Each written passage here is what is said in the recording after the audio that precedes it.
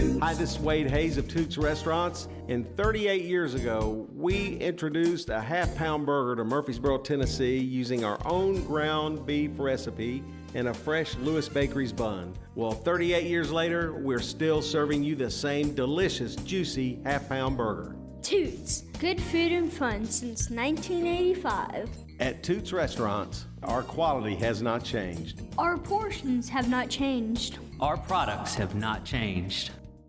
Here's Dr. Craig McCabe at McCabe Vision Center. It's easy just to start off of taking the macular degeneration vitamins and going on the Mediterranean diet. Those two things each cause a significant decrease in the risk of you going from the dry form of macular degeneration to the severe form, which is the wet form of macular degeneration. McCabe Vision Center on Heritage Park Drive, just off Memorial, behind SunTrust Bank. This is Primetime Sports, WGNS Murfreesboro, on FM 101.9 and AM 1450 Murfreesboro, FM 100.5 Smyrna, streaming worldwide on WGNSSports.com, and always at the game. The game. It's where you've had breakfast with the coaches since 1992.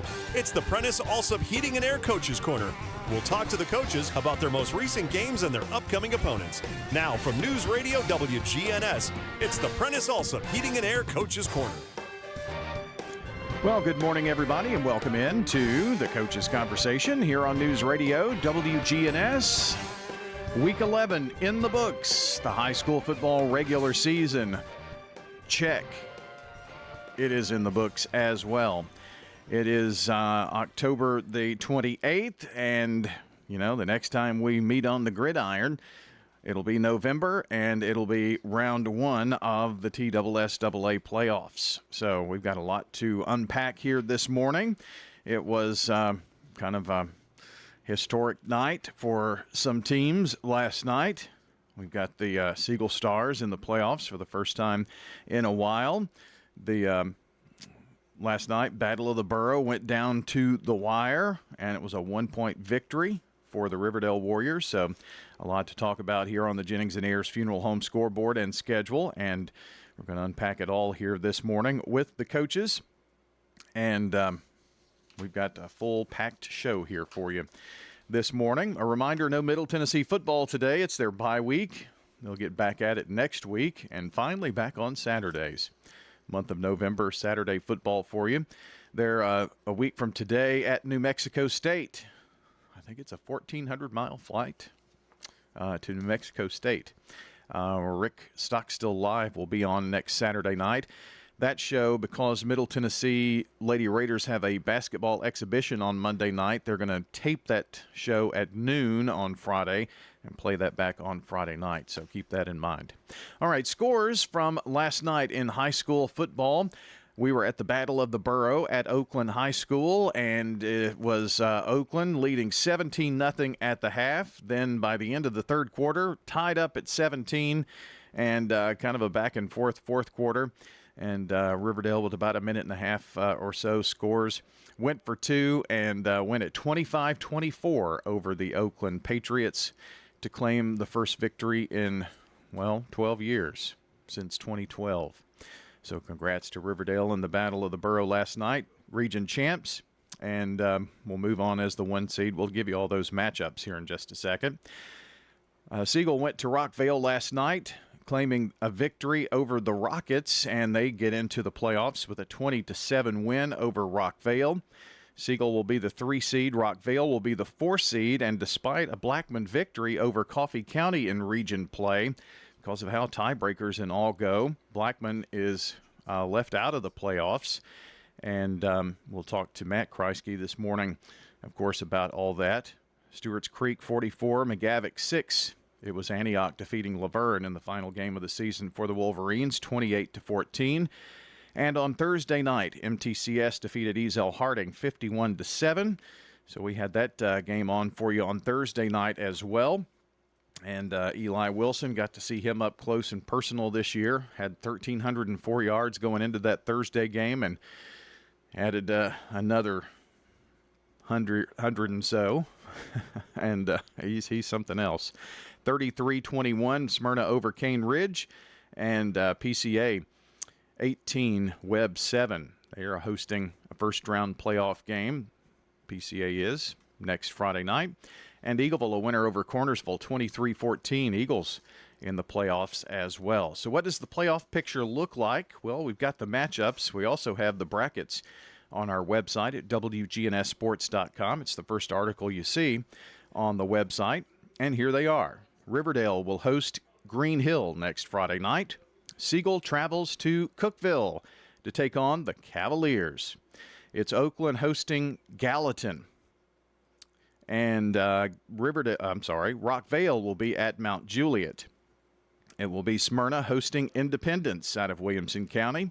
Stewarts Creek travels to Ravenwood. Eagleville will be at West Carroll. And PCA will host Nashville Christian. Notice I did not mention MTCS in that. With their number 1 seed, they have a bye week. They will not play until round 2. So that's a look at the round 1 games that are being played next Friday night. And again, the brackets at WGNSsports.com. All right, that's your scoreboard and schedule for games coming up next week. Now it's time to talk to the coaches. Let's see, Danny Brewer is going to take you through the first leg of the Coach's Corner, and then I'll have the middle section for you here, and John's going to close us out here on MTCS Cougar Corner this morning, so stay with us. The conversation straight ahead here on News Radio WGNS. Rely on the experienced professionals at Prentice Allsup Heating and Air. If your old unit needs a tune-up, the professionals at Prentice Allsup Heating and Air service all major brands and even offer same-day service in most cases. Keep your home or business comfortable year-round. Call us today at 615-890-1311. Prentice Allsup Heating and Air, your Ring Pro partner heating and cooling contractor on West College Street, just under the Thompson Lane overpass. Online at PrenticeAllsup.com. Getting the kids to practice on time. Remembering if it's your day to bring snacks. Making it to the game with a clean jersey. Why are simple things sometimes so complicated? Thankfully, with Auto Owners, insurance doesn't have to be one of them. Auto Owners works with independent agents who answer when you call, so you can worry about more important things, like whether your kid is going to run toward first or third base. That's simple human sense. Rayburn Insurance in Smyrna. Come see me, Rick Hall, at Rayburn Insurance in downtown Smyrna today. Online at rayburn.net. The Prentice Allsup Heating and Air Coaches Corner, fueled by Donut Country and McDonald's Murfreesboro on FM 101.9 and AM 1450 Murfreesboro, FM 100.5 Smyrna, and streaming at WGNSsports.com. The Coaches Show is brought to you by J. Mullins Jewelry, a family-owned and operated business treating clients like family since 1938.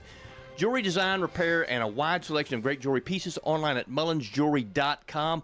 I'm Danny Brewer. Welcome to the Coaches Show. You know, I am so pleased right now to be joined by Riverdale head football coach Will Kreisky. Coach, have your feet touched the ground yet this morning? I don't know. I didn't get any sleep last night, so but I'm proud. I'm proud of the kids and how they fought. You know, being down 17-0 at halftime, and you know we started off the game a little slow. I think the moment the kids were uptight. They weren't playing like they've had in the past few weeks. And the moment was big. That place was packed. There was a lot of people there last night. It was like the old school Battle of the Borough. Packed. No, there was not a seat left in the house. People all 2 or 3 deep on the fence. And it was a great atmosphere. Great high school football game for the kids. That both teams played exceptionally well. Showed great class and sportsmanship. I mean, that's what it's about. It was a battle on the field, and the kids shook hands and gave hugs, and then our kids, celebrated a little bit and had fun with it. But it was really good for the Riverdale community. I've had a lot of old Riverdale guys and former players back that played for Rankin and ate a lot, and a few from when I started off text me. I think I had over 200 text messages last night on the way back home. So it's good for the community. I'm glad the guys can go to the barbershop today and wear their Riverdale proud today. Amen on that. That just leads me into my next point is the beauty of high school football. That's what last night was. I think I had heard that they quit letting people in the gate because there was too many people in there. I believe it. That place was packed. Again, standing room only, and it was good. I thought our kids finally settled down after half, played well. early on we had a few drop passes that we normally don't do. Some guys ran some wrong routes at some times. The first touchdown that we gave up, the long run, we just got misaligned. And again, we were playing too uptight. We had to settle down. And that's what we discussed at half. We told them that they weren't playing bad. We just were not playing our up to our standards that we've played so far this year. And again, second half coming out immediately and scoring. We got the ball, and I thought that was I knew then that our guys were going to play well. I felt like they finally settled down. That's, and once again, that you've kind of thrown me these alley-oop passes because that was what I wanted to talk about. To me, one of the biggest moments in the game was the opening drive of the second half because you're down 17-0. Oakland's got all of the momentum, and you folks felt like you needed to answer right there, right? Yeah, we did. A lot of times in the years past, Oakland's up 17-0 and kids are heads down, and they don't believe they can come back. And this group never wavered. And again, they took it down. Braden Graham made some great execution passes to, he had Brock and Keyshawn, and Braden Woodruff had a really big night too and helped out. So, and then Dominic Taylor ran the ball well. So all those combined helped us settle down, make plays, and get the end zone on that first drive. Because that kind of changed things a lot. Then I think Oakland, 2 plays later, they fumble. You've got the football back. You put more points on the board. And there's a horse running in the second race today at Santa Anita, Uncle Juju. You got Uncle Juju on your side with that fumble recovery. I mean, because how big was that? That fumble recovery was huge. It put us in on short end of the field. We had the ball at the 20-yard line going in. And, we couldn't get 7. We kind of stalled out right there. But, again, that's credit to their defense. They have a really good defense. And we were able to at least get 3 on the board, and that was big to, into the third quarter, 17-10, with the opportunity to, tie the game eventually.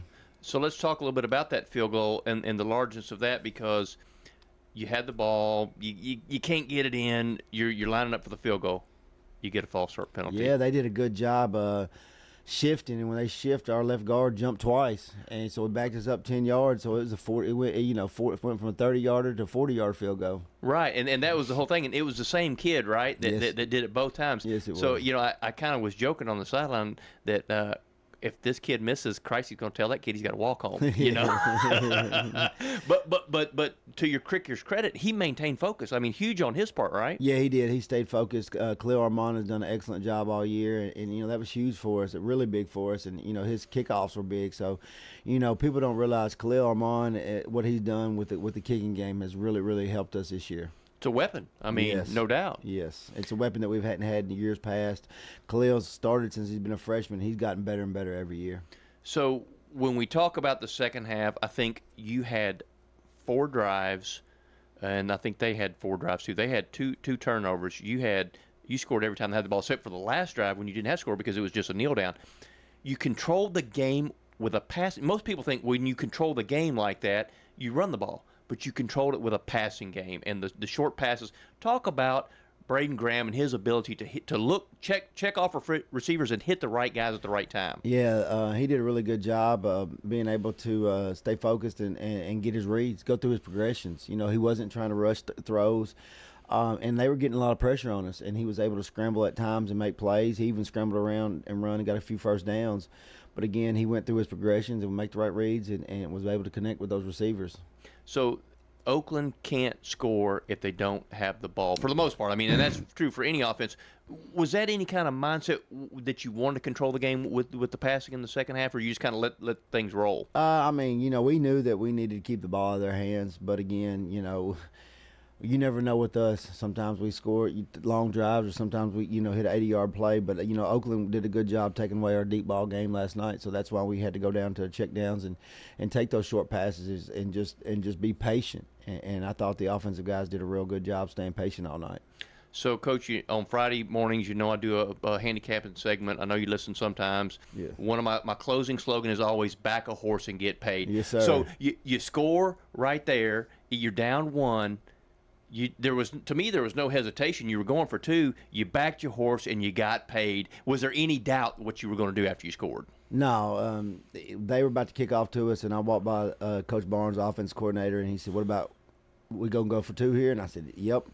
And he already had in his mind he wanted to go for 2. So when he had that confidence, we didn't waver. That's what we thought we'd do. And again, you don't want to go to overtime with Oakland, with what they do and their running capability and how well they're how well they play on defense. So I was confident in our kids, and that was a play they've run for the 2-point play they've ran every day at every Thursday practice for the last 11 weeks. So it's the first time we ran it. So.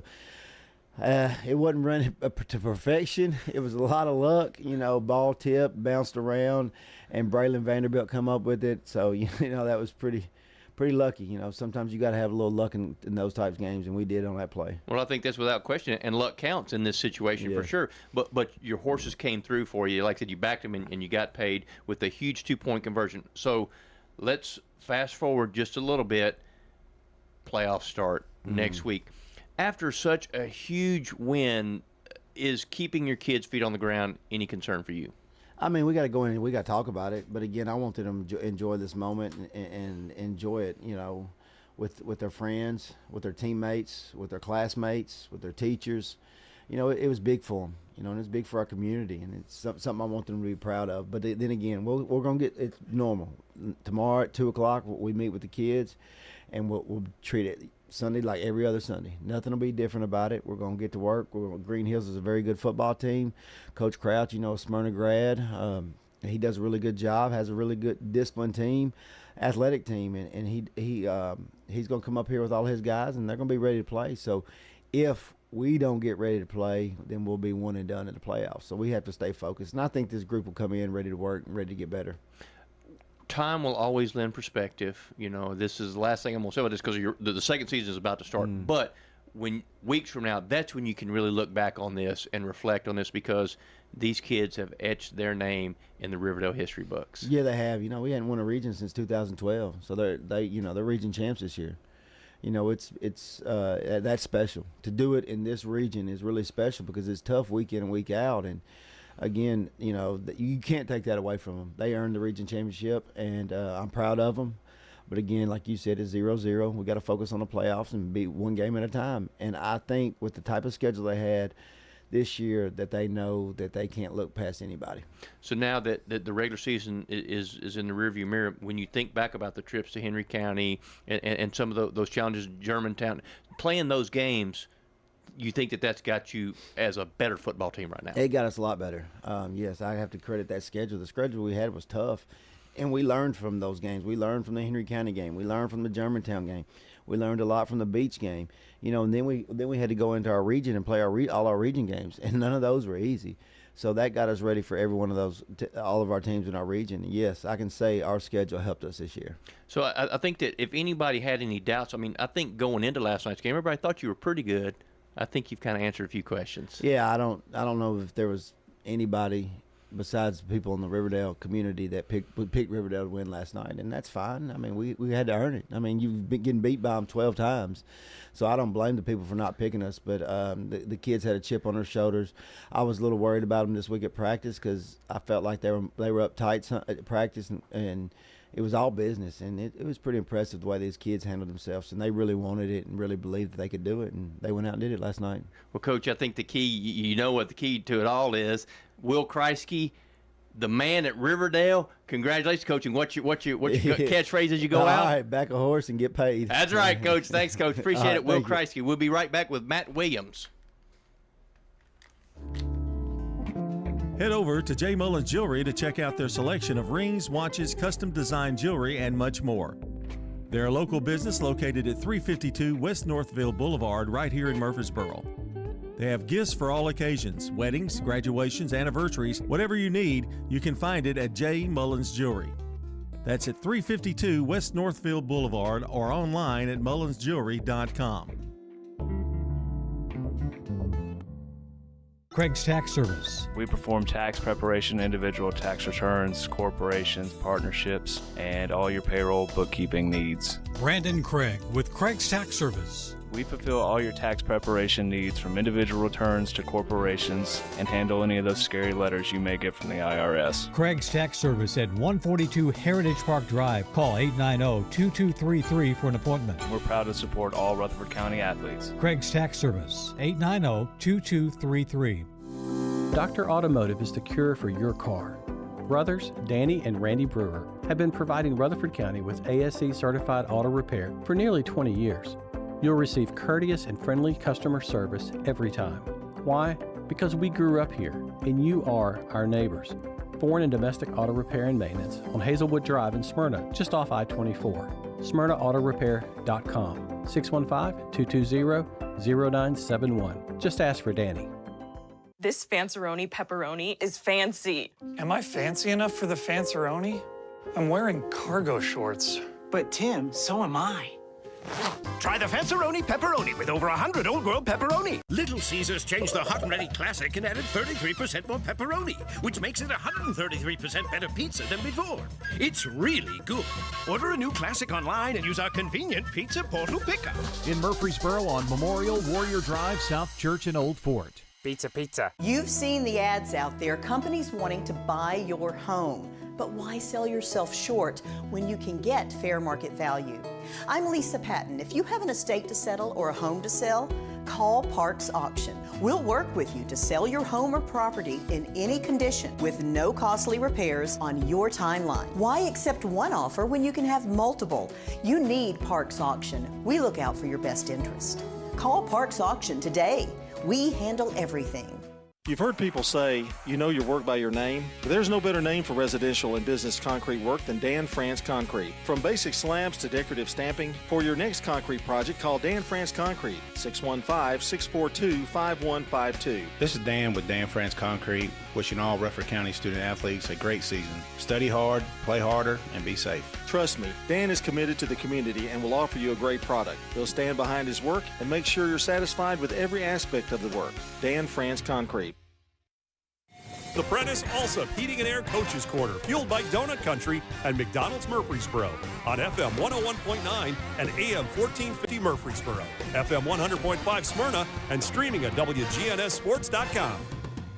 The Coaches Show is brought to you by Ideas Tees, who will be happy to help you fulfill all of your imprinted apparel, embroidery, and advertising specialty needs.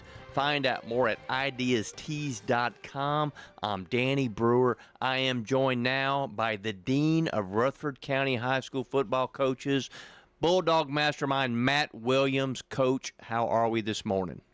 Good, Danny. How are you? I'm really good. You know, I mean, it's a wonderful fall day, and you know, it's had lots of exciting high school football action, and you know, I'm not sure how it could be much better, Coach.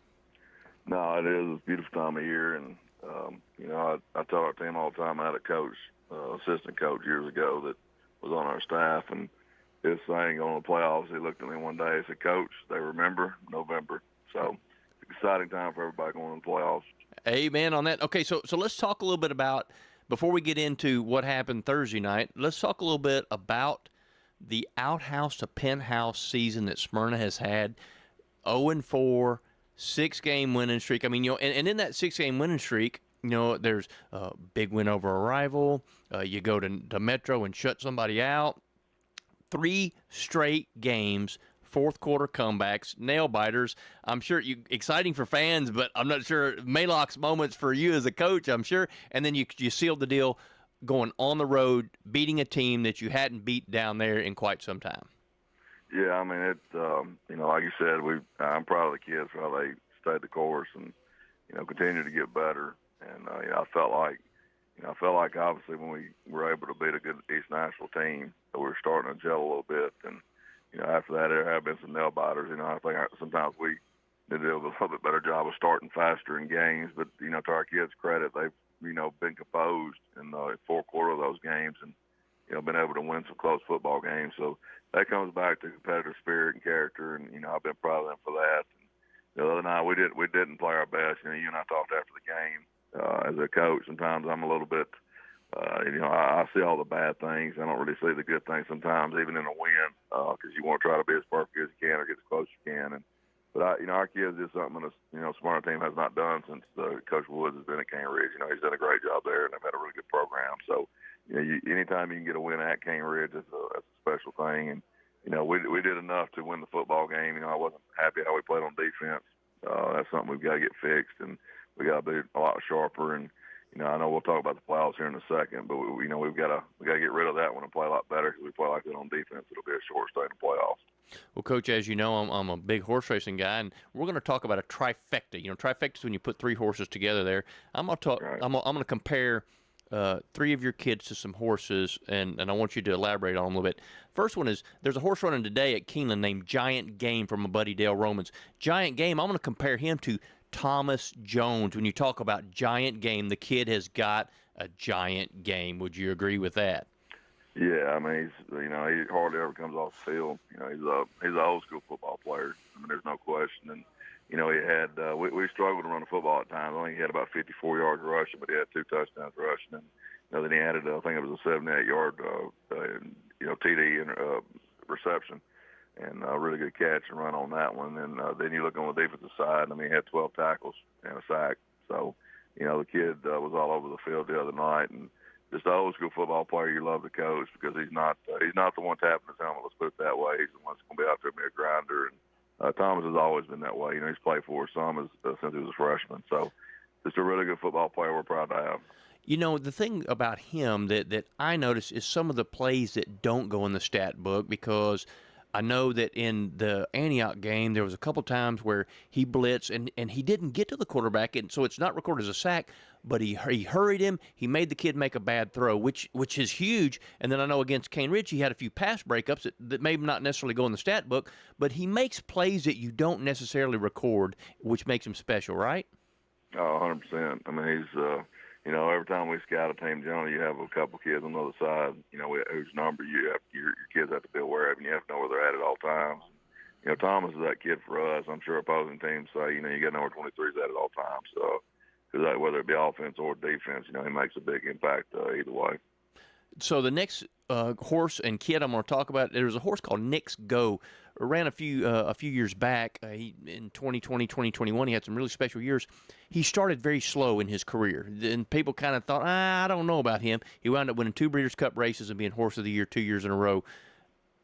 Austin Morris. That's who I compare Nick's Go to, because Austin Morris, the first 4 games of the year, you're like, some people I'm sure were scratching their heads about him because he didn't play as well as he wanted to. But what about him? The last 6 weeks, this kid has been unbelievable. I think he was, let's see, what was he the other night? He was 17 for 23 with 3 touchdowns. How about Austin Morris as a quarterback?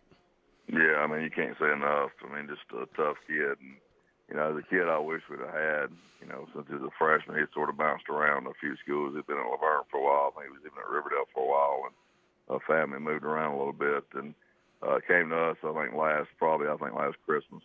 And we knew we had Austin, and we didn't know what we had, though, to be honest with you. And this spring, we saw that he had a little bit of arm talent. Didn't know our offense, and had a ways to go. And the preseason there were some growing pains. We knew he was a tough kid, though. We knew he was a competitor, because there was times where he would pull it and run it. And, he's been hit a lot this year, and he hasn't one time laid on the ground. And so you got a super tough kid that, he's mentally tough too. That's the thing. And I just wish we'd had him for more than a year. But yeah, he was really good the other night. And we struggled at times running the football, and if he hadn't played like he had, we'd have gotten beat.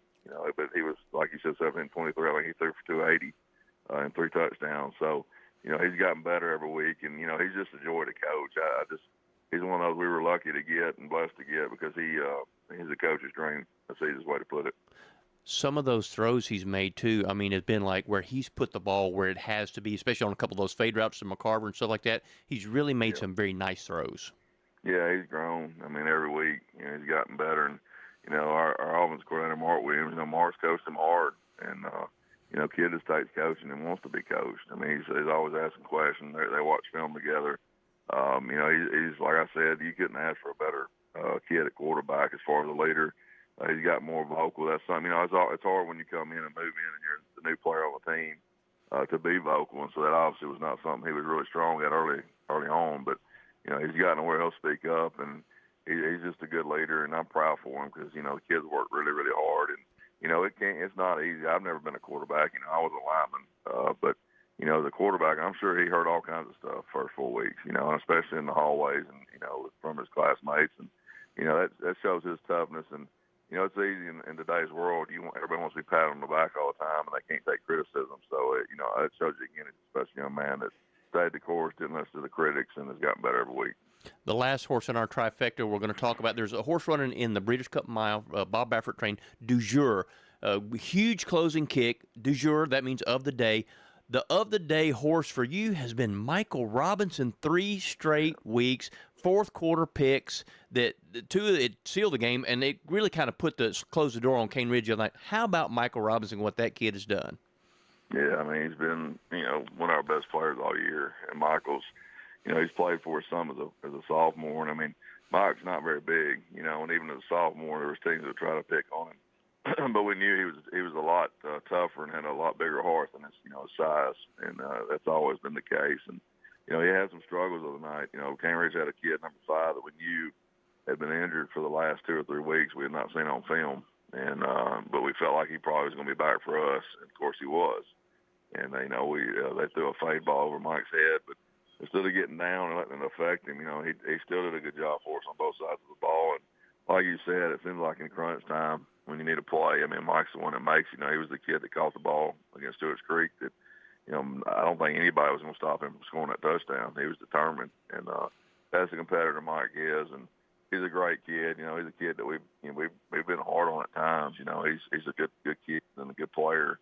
But he needed some guidance, especially in his younger years, and he's taking that. And you couldn't have a better teammate than Mike, because Mike's always going to show up ready to play, and he's going to always play hard. Heart of a bulldog, that kid has, right? 100%, no question. So let's look ahead. We've got the playoffs coming up. You get to host somebody. How the focus has got to be what's next, right? Because it's win or go home now. Yeah, 100%. Yeah, the coaching staff, we were at the Summit Independence game last night, and it was sort of hard because we were, I had half the staff charting Summit, half of them charting Independence, so we didn't know how that game was going to go down. If you look at the scores through the year, first of all, that region over is really a tough one. You got their 4 playoff teams are all really good football teams, and last night Summit got the better. Independence. Summit was at home. That's a huge rivalry game, but the team we're going to face is a really good. You can say force it all you want, but every year we've ever matched up with Williamson County, it's been the same thing. You're going to get a really good football team, no matter who it is, and that's no exception this year. They're a really good team, play really hard, and to add to that, they're an option football team. They run Navy triple option, and so really good quarterback. I think his number's number 8. Got a real shifty little runner in the slot, number 1. Do a good job. They have a good sense of urgency. That's something we're going to have to combat. That's something I thought we were lethargic the other night. And when I watched the Independence football team, I saw a sense of urgency on offense and on defense, and they play hard. So we're going to have to be ready for that and match that, try to exceed it. And it's going to be a game where we're going to have to play assignment discipline football, and it's going to come down to, I think, how we play in the trenches. It really is. We're going to have to find a way to stop the triple option, not let the dive on the option kill us, not let them pitch it and get us on the perimeter. And it's going to be a game where you have to play assignment football. And, we always thought that wing tee being an offense designed to take advantage of undisciplined defense as well. The triple option is the same thing. So everybody's going to have to do their job and not try to do somebody else's job. And if we do that, I think we'll be okay. Your D-line, talk about your D-line a little bit, because you've got some kids up there who have stepped up and played hard all season. Yeah, it starts with Jerry Martin. He's just a sophomore, but he's the leader. He's one of our biggest leaders on our team as a sophomore, which is unusual. But he's that dude is, you talk about old school football player, he is it. A tough kid, one of the hardest workers we got. He's an offensive lineman for us. He's playing more now, but when he's not getting offensive line reps, he's back there behind the offense, getting in a stance and carrying out his assignment. That's how focused and dialed in he is every practice. You got Carson Matthews, the defensive end. It's really come along, done a great job for us and made some plays. Kay Carter is a kid that's moved around position-wise. You talk about heart of a bulldog, he's definitely got that. And, his grandfather, of course, Coach Donnie Carter is a legend in Smyrna, especially in Smyrna football. And, his grandfather would be very proud of that young man. You got Xavier Watkins, who's done a good job defensive end. Jonathan Master's done a great job. And then you got Aiden Dickens. Aiden's a kid that's been a steady Eddie for us the last 2 years of defensive end and been a playmaker. And again, heart of a bulldog. It's not a tougher kid or more physical football player. And age is not going to blow you away with his physical abilities, but as far as just a good football player, I take Aiden every day of the week. Coach, wish you the best of luck. Smyrna hosts Independence this Friday night, or next Friday night, that is. The host Independence, 7 o'clock kickoff, Robert Rake Stadium. We wish you the best of luck, Coach. Congratulations on a great regular season, and we look forward to hopefully a big playoff run for the Smyrna Bulldogs. Best of luck to you, Coach. All right, Danny, I appreciate it. Have a great day. Yes, sir. The Coaches Show is brought to you by Sir Pizza, whose 3 Murfreesboro locations offer a huge selection of mouthwatering pizzas, sandwiches, pastas, and wings. Order your favorite pizza online at sirpizzatn.com. Here's a question. What do you want from your electric co-op? Fast response if the power goes out. An app that keeps me informed. Tips to lower my monthly bill. Communication on things that matter to me. Done, done, done, done. I want to know everything. Everything? Well, young lady, let me show you the MyMTE app.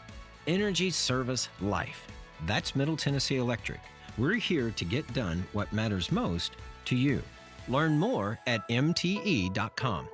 We're talking now with Heather here at Carpets by Osborne. Tell us what it's like to work at a family business. It's a lot of fun. However, it's a lot of work. Everybody has to pull their weight equally.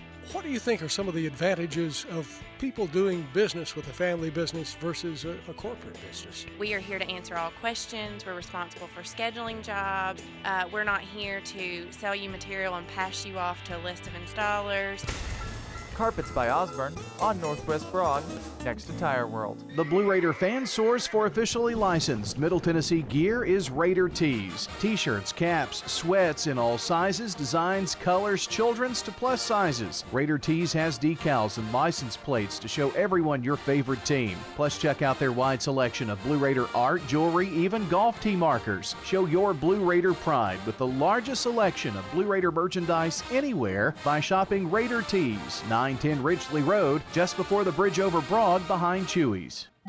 Sir Pizza. You in a hurry for dinner? Well, we've made it even easier to order online at sirpizzatn.com.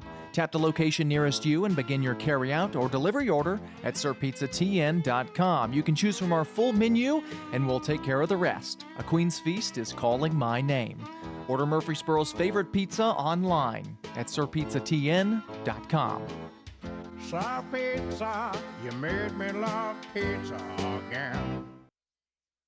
The Prentice Alsop Heating and Air Coaches Corner, fueled by Donut Country and McDonald's Murfreesboro on FM 101.9 and AM 1450 Murfreesboro, FM 100.5 Smyrna, and streaming at WGNSSports.com. The Coaches Show is brought to you by Bowen's Body Shop. From dings and dents to full body work, trust Jeff and Kyle Bowen to do the job right. They're located on Middle Tennessee Boulevard. Welcome back to the Coaches Show. I'm Danny Brewer. I am extremely pleased to be joined by Blackman head football coach Matt Kreisky. Coach, how are we this morning? Good. How are you doing? Well, I'm doing quite well. You know, I was just talking with Coach Williams. It's a wonderful time of year. Weather's been really, really nice. We got lots of exciting football going on. And, hey, what Breeders' Cup is next week. What can be better, right? Yeah, that's right. So let's talk a little bit about a wonderful night last night for Blackman. Tell me a little bit about the game. I know you had home. You closed your season with a win at home over Coffee County. Yeah. Going into the game, worried about the kids coming off the Rockvale loss. That kind of put a big sting on us. But the kids were able to bounce back. We had a great week of practice. We knew Coffee County, they were a lot bigger than us. Worried about them, how physical they were going to be in the game. But our guys came out. They knew what the task at hand, and they were able to get the job done. Unfortunately, some things across town didn't happen the way we wanted it. But like I told them, it's part of life. Part of my pregame speech was we started a book in March. We wanted to close the book out on a high note. Either that was, first winning Friday night's game, and letting those seniors walk off the field winners. And that group of seniors that we had this year, they're winners.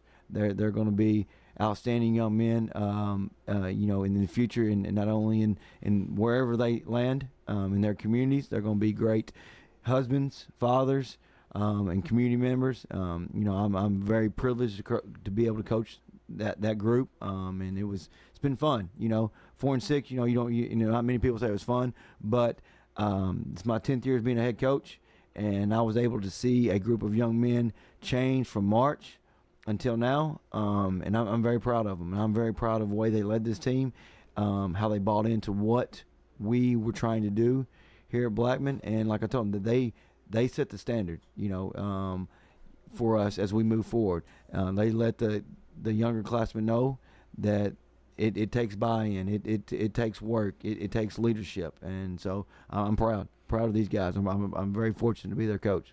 Coach, I'm going to get philosophical here for just a couple minutes. When we think about every week and every game, each week is a battle, and you have to take it one at a time and understand the product, because no matter whether you're 10-0 or 1-9, it doesn't really matter. Each week is a new challenge, right? It is, and our goal from the beginning of the season to the end of the season was to improve. We started out 1-4, ended up 3-2, and you can look back in the season. We could easily be 6-4. We could easily be 7-3. But it is what it is. I'm proud of these young men. They never gave up. They never quit on us. They came back every Monday, ready to get better and ready to fight. So you see it, and that says a lot about them. Again, third head coach in 4 years, different changes. These guys were able to adapt and make the best of their last year of high school football. So let's talk, staying on that same philosophical type thing, let's talk about building the fire over there at Blackman. You're building the blaze. You're 10th year as a head football coach, but first year at Blackman. Talk about the rallying of the community and how these folks have bought into the things that you want to do. Yeah, I think the entire community sees what we're trying to do. It's not only about the game of football. It's not about the wins. It's about building boys into men, creating a culture where it's family oriented. We're all in it together. We're trying to help these young men grow. And you see it. You see it in the community. You see it in the school building. You see it with the teachers. Our teachers at Blackman High School do an outstanding job, and all the efforts and everything they put into our student athletes. We're very fortunate. I'm very fortunate as a football coach to have teachers that care so much, about these kids. Not only their well-being. It's not about football. But they want to see these kids get better. And that says a lot about what Mr. Smith's creating over there at Blackman, and we're following him. And so it's been fun. And I'm excited. I told the coaches last night. This is the first time in 10 years that I'm ready for football season to start now. I'm ready. Usually after the end of the year, I want to relax a little bit, take a week or two off, and then get going. I'm ready to get going. I'm excited. I'm very fortunate to be a part of this school, this community, and the future's bright. The future's bright because what these seniors have established here and what's going to happen as we move forward. When you think about the opportunity that this is for you as a head football coach, when you're able to step into, because Blackman's got a pretty proud football tradition. They've had some not winning state titles, but advanced in the playoffs and had lots and lots of good players. Juwan Jennings and guys like that. And the people who are part of that, we talked about Nate Sharon a little bit. Of course, we joked about me being in the gym. I'm nowhere near Nate, but he's a beast. But guys like Nate Sharon and the history and the community, you got to be proud to be part of that. Yes, I was at school a little after 7 this morning, and Nate was already there. He was already there, getting things ready, getting things taken care of for our youth league. And that says not only about the kids that have bought into us, but Nate has bought into us. And that says a lot about him and what he's building with the youth program. And then you look across the street with Coach Pierce. Coach Pierce has bought into us and what we're trying to do.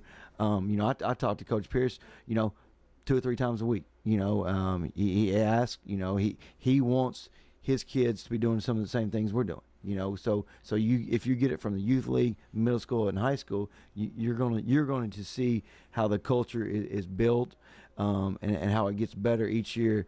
You know, as we advance. You know, so it's exciting, and I think that's why I'm ready for football season right now, because I'm excited. I'm very, very thankful to be a part of this. When you think about being a head football coach, oftentimes you're only as good as your support system, right? Yes, that's right. I mean, you know, if we weren't aligned from the youth, the middle, to the high school, you know, it's a battle. But from the youth league to the middle school to the high school, everybody wants what's best for these kids, not only on the field but also off the field, and that's what makes it so fun and exciting. Again, like you mentioned, 10 years being a head coach, this is the most exciting. I every weekend I can't wait to get back to work on Monday. I can't wait to be around these kids. I can't wait to be in the school building, and it's fun. You know, I'm not dreading a Monday morning. I'm excited, ready to get back to work, and I know my coaches feel the same way too, and that's what's fun. You know, we got a great coaching staff who absolutely pours their heart into these young men each and every day. Well, and that's what stokes the fire is the base, which is you and your staff. Let's talk a little bit about the seniors. You were closing the book on them. Talk about a couple of seniors that you want to mention as far as kids that you're really proud of that really stepped up to the plate for you this year. Man, I could talk about every single one of them, but you know it is I'm gonna forget one or two. But starting out with Xavier Wesley, offensive lineman, great leader. The only returning starter on that offensive line, did a great job leading those young men, building them up. He led in a positive way. When someone made a mistake, he corrected them in a positive manner. There was no yelling, belittling them. He corrected them in positive and helped those young men grow. They only got better because of him. Talk about Carter Gregory, quarterback, comes in, starts, new system. You saw his progression from week 1 to game 10. 275 yards passing last night. Man, he's the kid's special. He's got a great arm, and his leadership grew also. Caden Perkins, another guy, tailback, did an outstanding job for us this year. Defensively, Josh Rochelle did his leadership was great. Anthony Hernandez in the secondary. I can go on and on about all these 17 seniors. I'm proud of them. Again, we started out 1-4, could easily quit. Finish the season 3-2. And so on. So I'm proud of what they did, proud of what they accomplished, and they know as long as I'm at Blackman High School, they are always welcome. Coach, that's part of the program, right? I mean, and that's part of developing the program is kids coming back and wanting to be a part of it all. Yes. So it's, I can't wait. I told them I can't wait for them, see them next year when, during the season when they come home from college or whatever they're doing, come back and visit it. That's where, that's my why is to seeing them coming back, being successful later on in life. And they're fun to watch, and I can't wait to see these group of seniors come back and support. I had 3 or 4 of them. They know it, but we're going in the right direction. And they said, Coach, we're going to be here to support you. We know that y'all are moving in the right direction. So you're not going to be playing any more games this year, but in reality, there is no off season at this level, correct? No, that's right. We'll take up the equipment on Monday, meet with the kids. I'll meet with the coaches, and then we'll hit the ground running. And you saw our middle school made it to the county championship. Freshmen lost 2 games this year, so we future's bright, but you can't stop working. You've got to get better each and every single day, and that's what we're going to do. We're creating that culture with that mindset that you've got to come and work every single day. The highly competitive nature of the region you're involved in and the county you're involved in, does that help a little bit? That does. Again, I never knew how big the Rockvale game was until after we played. I coming in, I thought it was the Riverdale, but after being in that game, being in that atmosphere, that taught me something. As we prepare, as I talk to the kids next year. So we're going to talk about these games this season each and every week. as soon as we step in the weight room, start next week. Well, Coach, I can look in your eyes and tell you this. I know a lot of people over at Blackman, and they're really excited to have Matt Kreisky as the head football coach at Blackman. Congratulations on a good season. We appreciate your time, and we certainly wish you the best of luck in the future. Matt Kreisky, Blackman Blaze. The Coaches Show is brought to you by Craig's Tax Service, specializing in personal and business tax preparation, financials, and bookkeeping services. Find out more at CraigsTaxService.com. Rely on the experienced professionals at Prentice Allsup Heating and Air. Whether it's the blazing heat of summer or the bitter cold of winter, let the Rheem Pro professionals at Prentice Allsup Heating and Air Conditioning on West College Street keep your home or business comfortable year-round. We service all major brands and in most cases offer same-day service. Call us today at 615-890-1311. Prentice Allsup Heating and Air, your Rheem Pro partner heating and cooling contractor on West College Street, just under the Thompson Lane overpass. Craig's Tax Service at 142 Heritage Park Drive offers complete tax preparation, financial, and bookkeeping services. This is Brett Craig with Craig's Tax Service. From personal tax preparation to business bookkeeping, payroll, and taxes, at Craig's Tax Service, our staff is here to help. Get help with your taxes. Call 890-2233 for an appointment. As a former Siegel star football player, I know the importance of the high school sports experience. Good luck to all county student athletes. Craig's Tax Service, 890-2233. Stickers, labels, we do a lot of direct mail, booklets, manuals, programs. My name is Jeff Carlton. I handle sales and marketing for Franklin's Print Works here at Murfreesboro. We are at 2227 South Park Drive. Franklin's Print Works has been in Murfreesboro for over 25 years. We are a full-service commercial printer. We offer everything from business cards to brochures, booklets to banners, everything in between. Our website is franklinsprinting.org. Winners Trophies can help you with customized awards for any occasion. Owner Kelly Hockenberry continues to provide awards for sports teams, churches, recognition awards, and more. Call Winners Trophies at 904-6002. That's 904-6002 for the best in quality, service, and pricing. You can also email Kelly, winnerstrophy@comcast.net. That's winnerstrophy@comcast.net. Any award for any occasion. Winners Trophies, 904-6002. The Prentice Allsup Heating and Air Coaches Corner, fueled by Donut Country and McDonald's Murfreesboro on FM 101.9 and AM 1450 Murfreesboro, FM 100.5 Smyrna, and streaming at WGNSSports.com. We're back here on the Coaches Show. It is brought to you by Good Neighbor State Farm agents Andy Womack, Bud Morris, Dana Womack, Celeste Middleton, and Emerson Williams. Like a good neighbor, State Farm is there. Mike Woodward joins us as the Laverne Wolverines head coach. And Mike, another tough one last night, taking on the Antioch Bears, the number 2 seed in the region. And tough way to end the region and the season. But, Coach, you gave them their best shot last night, 28-14 against Antioch. Good morning, Coach. Yeah, morning, Brian.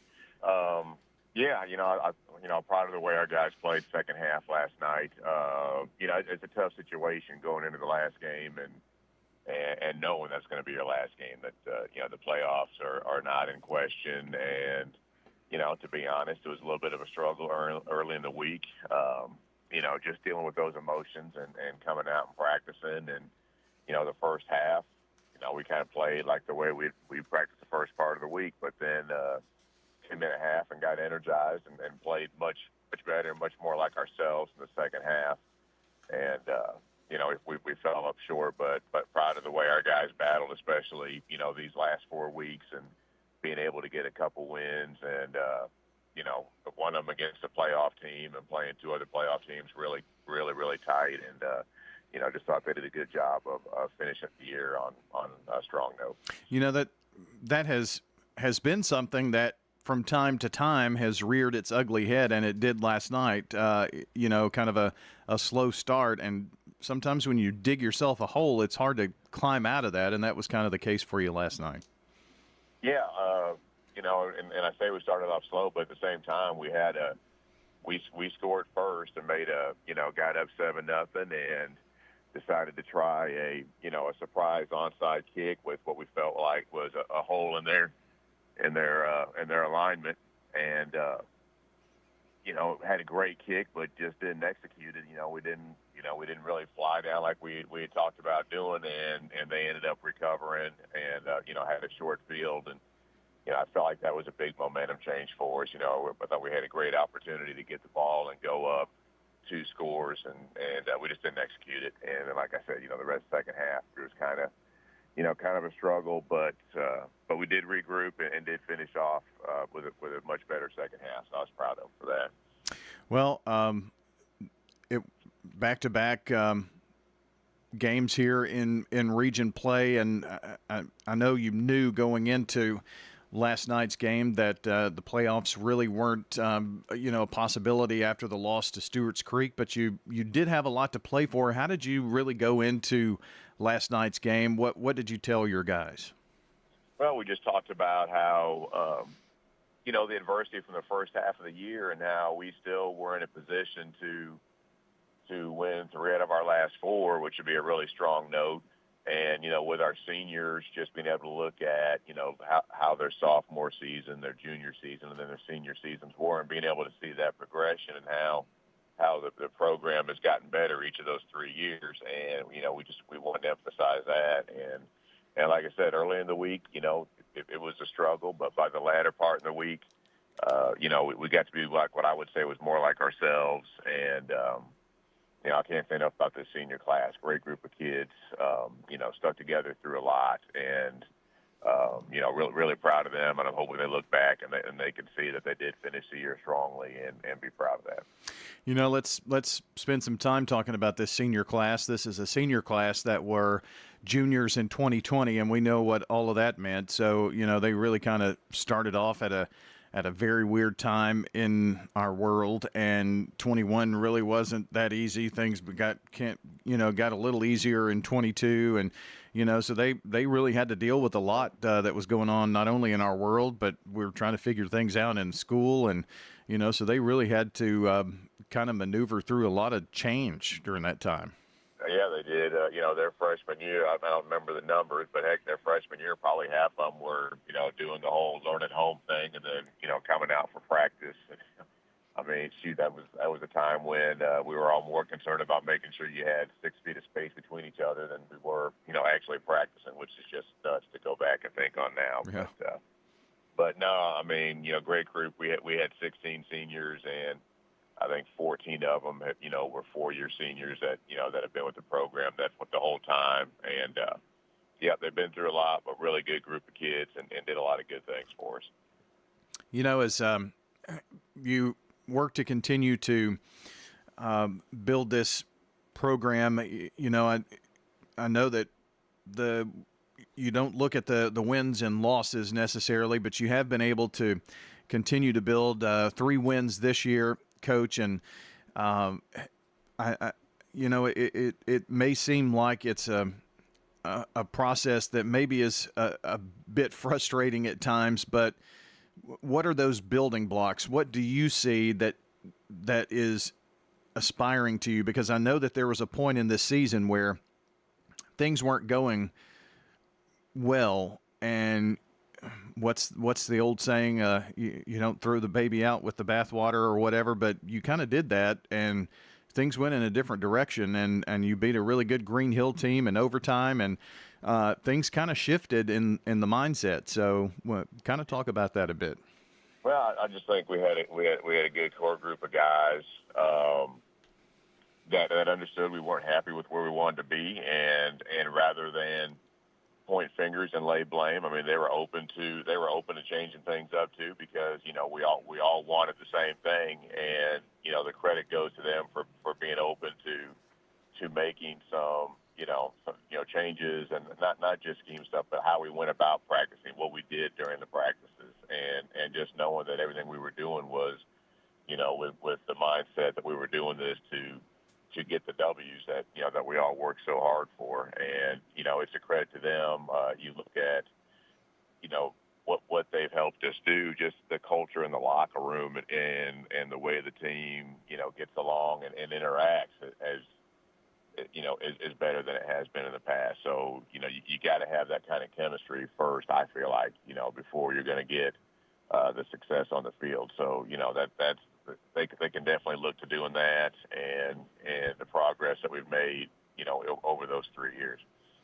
We're talking with Mike Woodward here this morning, the head coach of the Laverne Wolverines. And Mike, this is always an unfair question, the day after the season ends. But I know every year is, a building block into a program, and, you've got to have some time to, assess where you are and then look at where you want to go. But this is, the 2023 building block, and where does it go here next? So this is just kind of one piece of the puzzle. And I heard some of the coaches talking this morning about, football is kind of a year-round thing. You play the game, yes, but, football is kind of, a year-round process here in terms of building a program. So kind of what happens now, I'm sure there is a little time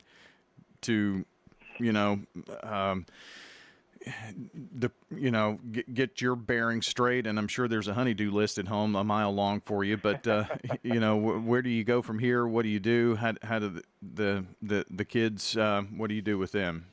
Well, we'll definitely, this next week is going to essentially be off in terms of, you have to go through the locker clean out, the equipment turn in, and I've always tried to give the guys a week to, physically, mentally, emotionally, just kind of let everything, unwind. And then, we're fortunate that, we have weight classes during the school day where we get to see the guys. So, after that week, we will get back into it. And now it's a vital time in the weight room, and we're looking at, several months to where, that has to be important, and they've, got to come in, work. I mean, again, we're fortunate that we get to do it during the school day, but we'll also have, lifting going on before school, just to get some extra work in, because we are losing our senior class. Had several, big guys, several of our O&D linemen are graduating, so we're going to need these young guys to step up, and it definitely starts in the weight room. So we're going to need to get some really good work in there, and that'll be an emphasis.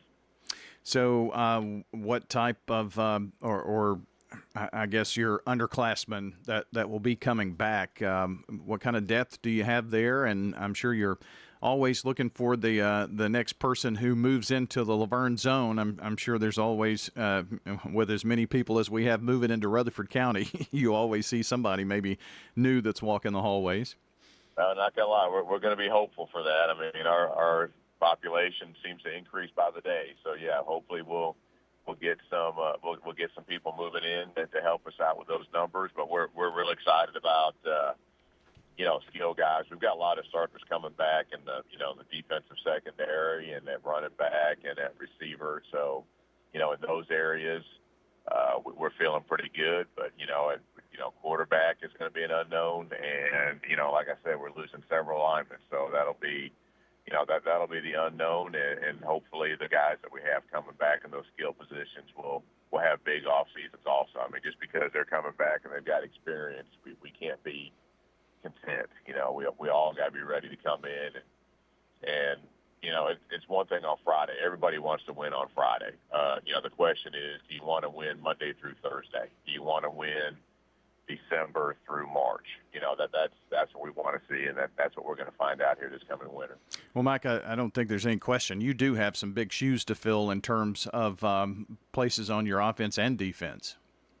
Oh, yeah.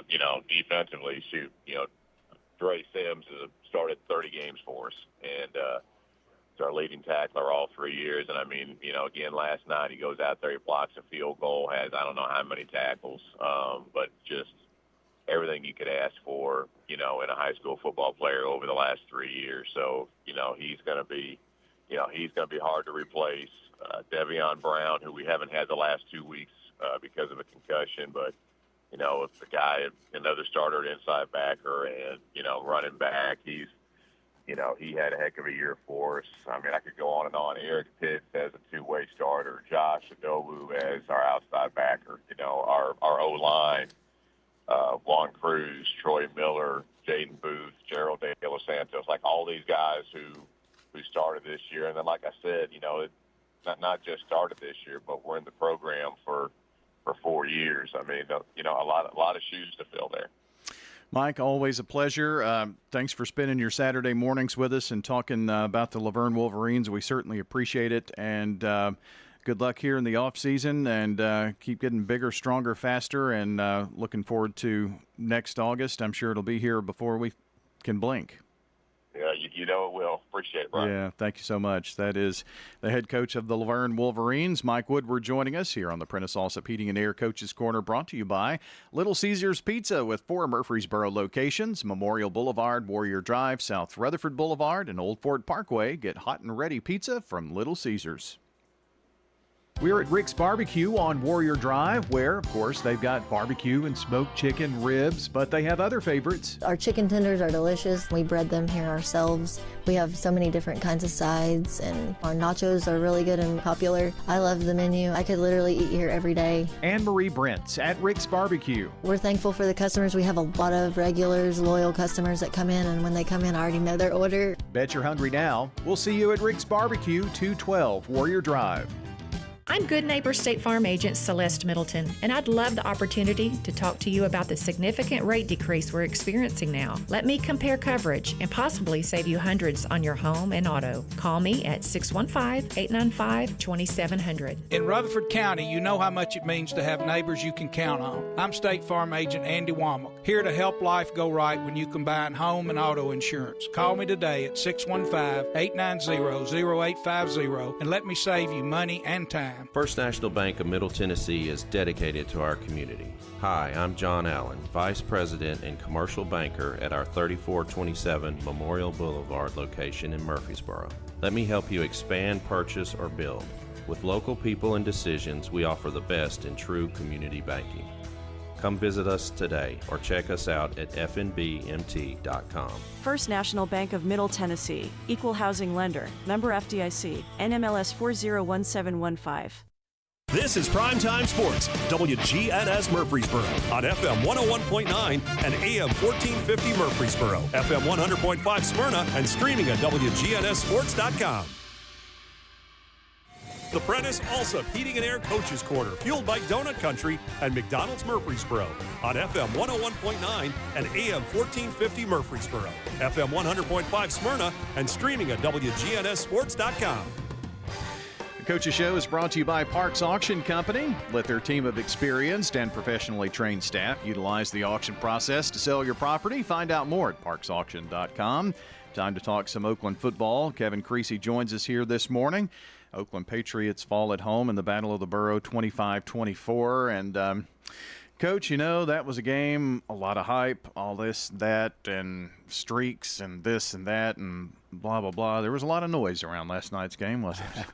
A lot of attention. You know, you knew it was a big ball game whenever you see all these, I guess, cameras from the news organizations. You know, you hadn't seen Channel 4, Channel 17 all year, and all of a sudden they're there in the pregame. You know, it's a big ball game, and then, of course, it was a great environment. You know, their fans were out, our fans were out.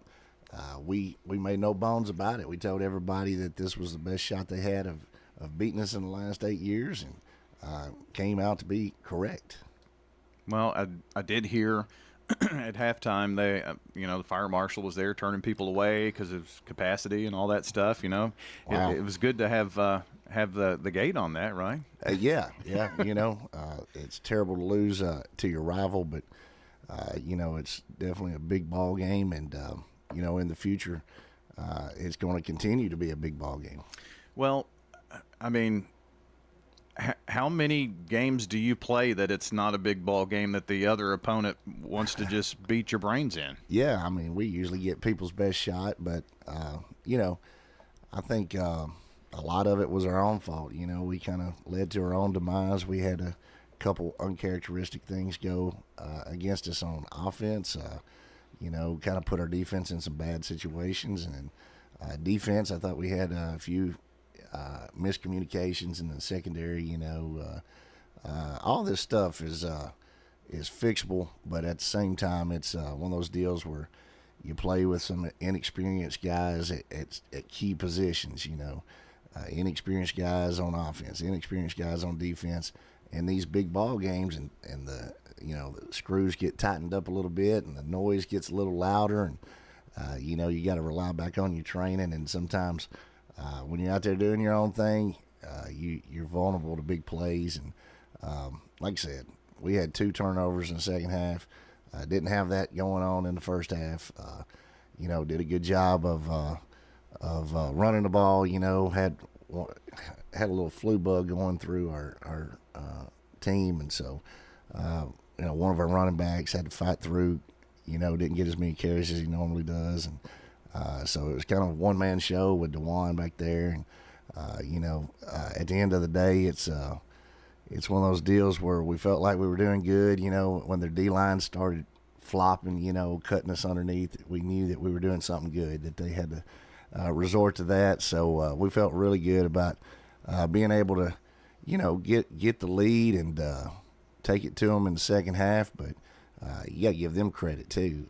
At the end of the day, they fall on a fumble. They cause a fumble, and then of course they go right down the field to start the second half. It's 17-0, and the second play of the second half should have been an interception. You take 2 or 3 plays, and you think, wow, what if we pick it off the second play of the second half? How does this game change? But it's always 3 or 4 big plays that make the difference. And, I thought, Armand's field goal was huge. Jacob Taylor did a good job for us kicking a big field goal. But, for them to get points was big right there. And even and on that Armand kick, there were 2 penalties of 5 yards back-to-back that made it, instead of a 30-yard field goal, a 40-yard field goal, and made it even tougher, and they still hit it. Yep, no doubt. And, like I said, it was a good ball game because you look at it, we put our defense in a bad spot, and they held their own and made them kick the field goal. Gave them a short field, and like I said, they had to kick a field goal, and then we go right back down and score. Basically there was 3 possessions. I mean, you look at it, we got the ball 3 times. We fumbled on 3rd and 1. On the 3rd play, we went 3 and out. And then the next thing you know, our defense has been on the field the whole second half. And, you could tell they were a little tired right there, but still had a chance to win the ball game.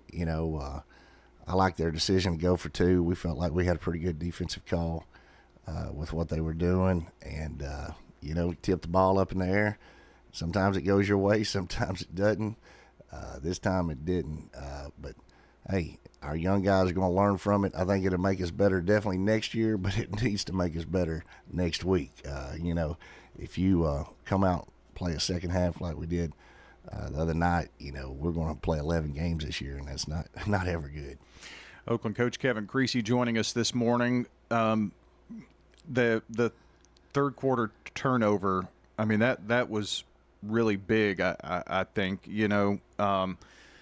because it gave them the short field and they had just scored, and that was a real difference. And I don't know, was it a bad snap or what happened there on that? Yeah, I think the ball just kind of caught the turf on the snap, like it never really made it past the center's feet or heels or whatever. But like I said, it was 3rd and 1. It was just one of those deals, and turnovers are part of the game. Sure. We had a big interception that led to one of our scores.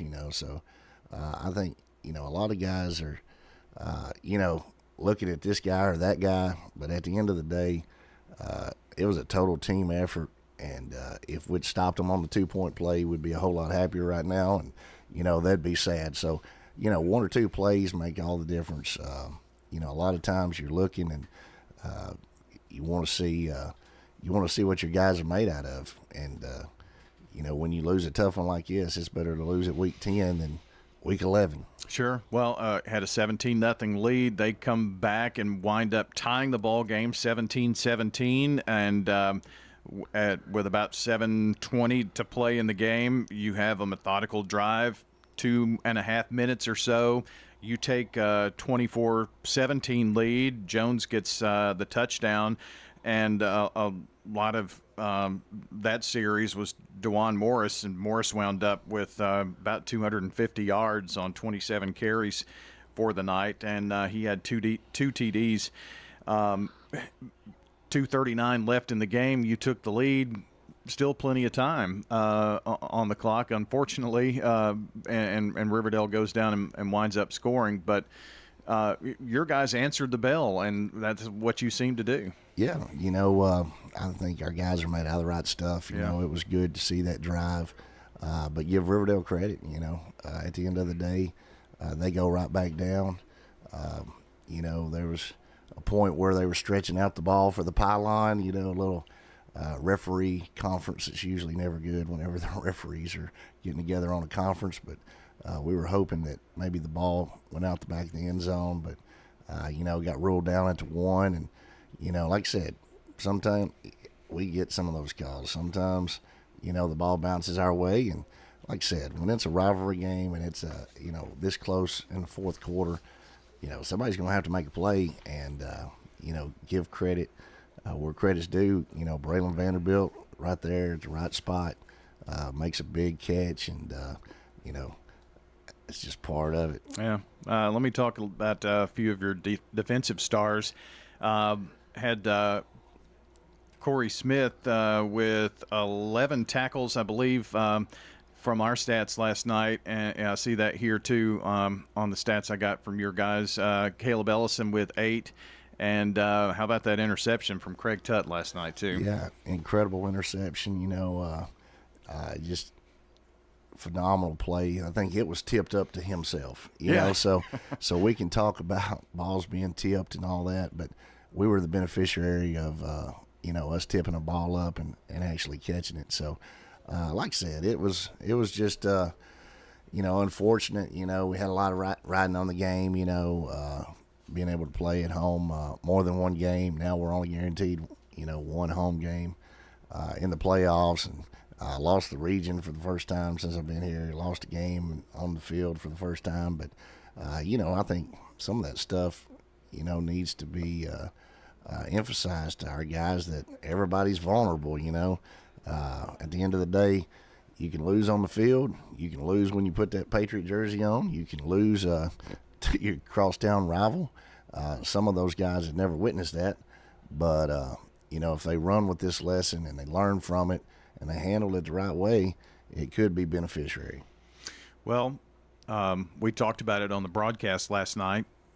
It's happened many times before. When the Battle of the Borough is played, a few weeks later, you might wind up playing. There's still a lot of football left between now and then, but in the month of November, a few weeks later, if you're both still alive, you may play again. Who knows? But you can't afford to look that far down the road. You've got to look to next week. Oh, no doubt. We're not expecting anything beyond week 11. Right now, it's a one-game season. And you better go 1-0 or you're picking up your stuff. And, an emotional game like that, we've been in both sides of them. If you win, it's tough to get going the next week. If you lose, it's tough to get going the next week. But the next week is now a season that's only guaranteed one game. So you better, quit feeling sorry for yourself. You better get back to work, fix some of the things that you need fixing. And then, at the end of the day, try to go 5-0. Well, it's the Gallatin Green Wave, and I've heard some folks talking, Coach, about, boy, Gallatin's got some big dudes. I've heard two different coaches this morning talking about how big they look on film. So I don't know if you've seen any film on Gallatin or not.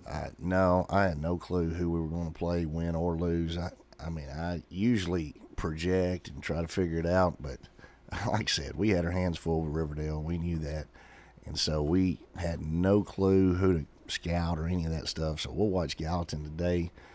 Like I said, had no clue about their scenarios on their side, but we do know that Gallatin has a good coach. I know he's got his son at quarterback, doing a really good job for him, and has some impressive stats, impressive record. Well, Coach, good luck against the Green Wave next week, and we'll see you back here next Saturday morning. Hopefully talking about a big win and for the Patriots in round 2 the next week. All right, appreciate it. All right, that's Kevin Creasy joining us here on the Coaches Show. Brought to you by Dan France Concrete, a licensed and insured residential and commercial concrete contractor serving Middle Tennessee. That's Dan France Concrete.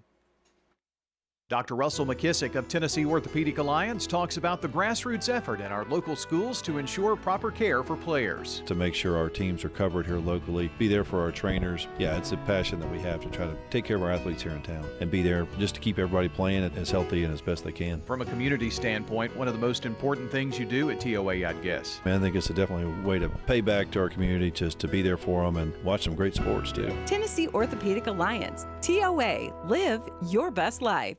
How about a fix for your sweet tooth? Donut Country is open 24 hours a day to cure your cravings. They've been serving up the freshest donuts in Murfreesboro since 1978. There's just something different about donuts from Donut Country. Bo and Cindy Davis and their wonderful staff will greet you with a smile, and you'll see all donuts aren't created equal. Fresh donuts anytime you want them, 24/7 at Donut Country on Memorial down from Clark. And they're open each morning on Middle Tennessee Boulevard. Check out their Facebook page for specials and promotions. Nothing else compares to Donut Country. Open 24 hours.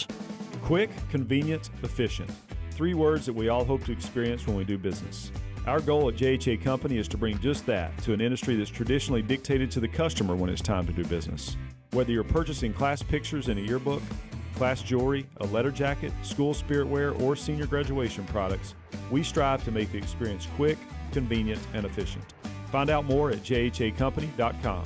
JHA, your one source for an unparalleled scholastic experience.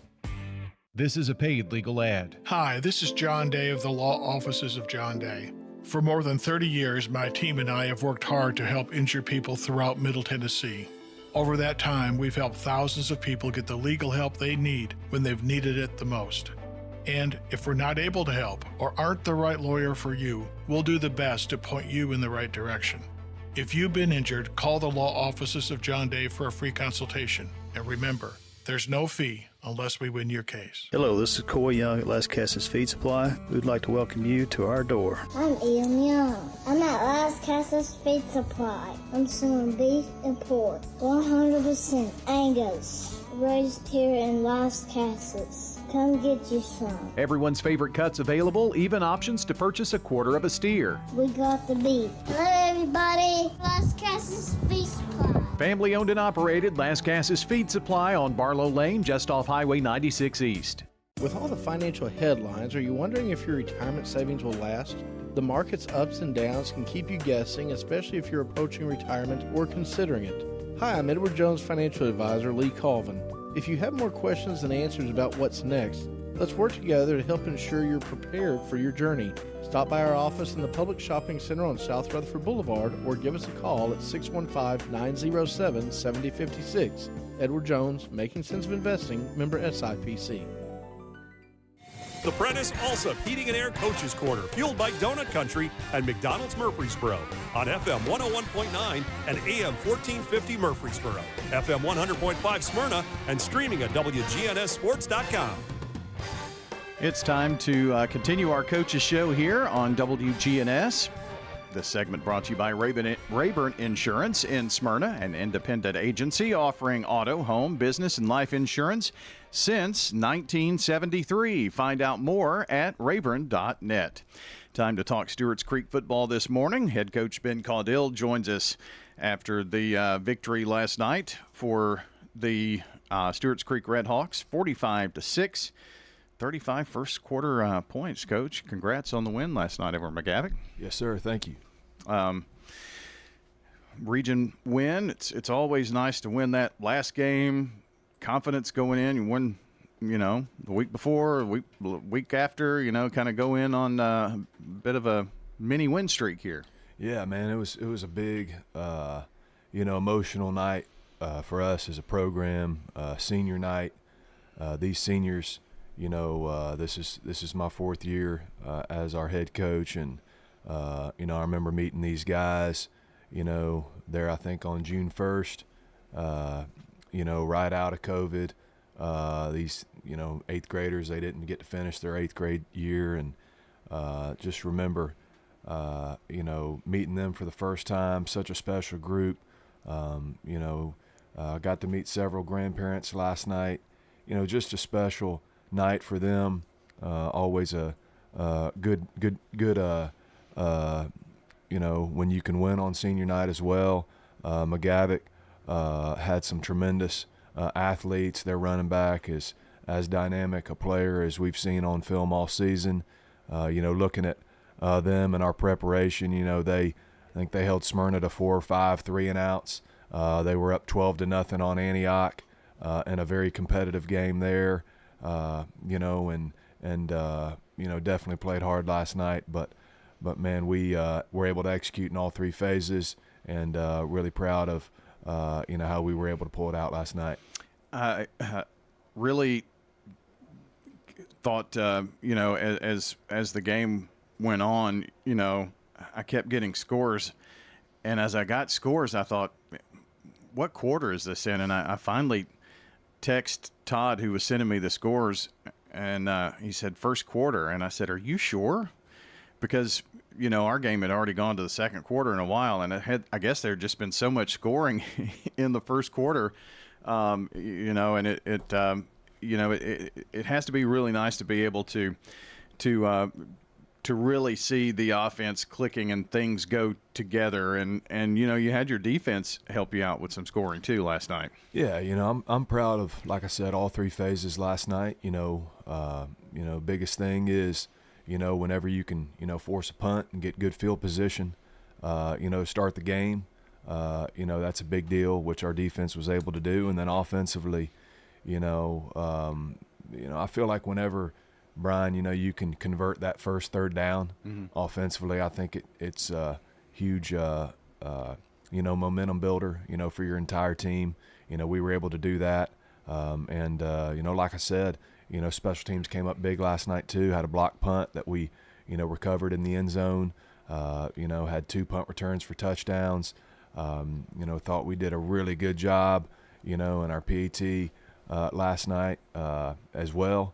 Senior Ehab Habib, connecting on all of those. So also a field goal as well for him, on senior night. So, anytime you can, hit the pay dirt and special teams as well, Brian, that's something that, certainly gets a lot of energy going on your sideline as well. So all 3 phases, really proud of them last night.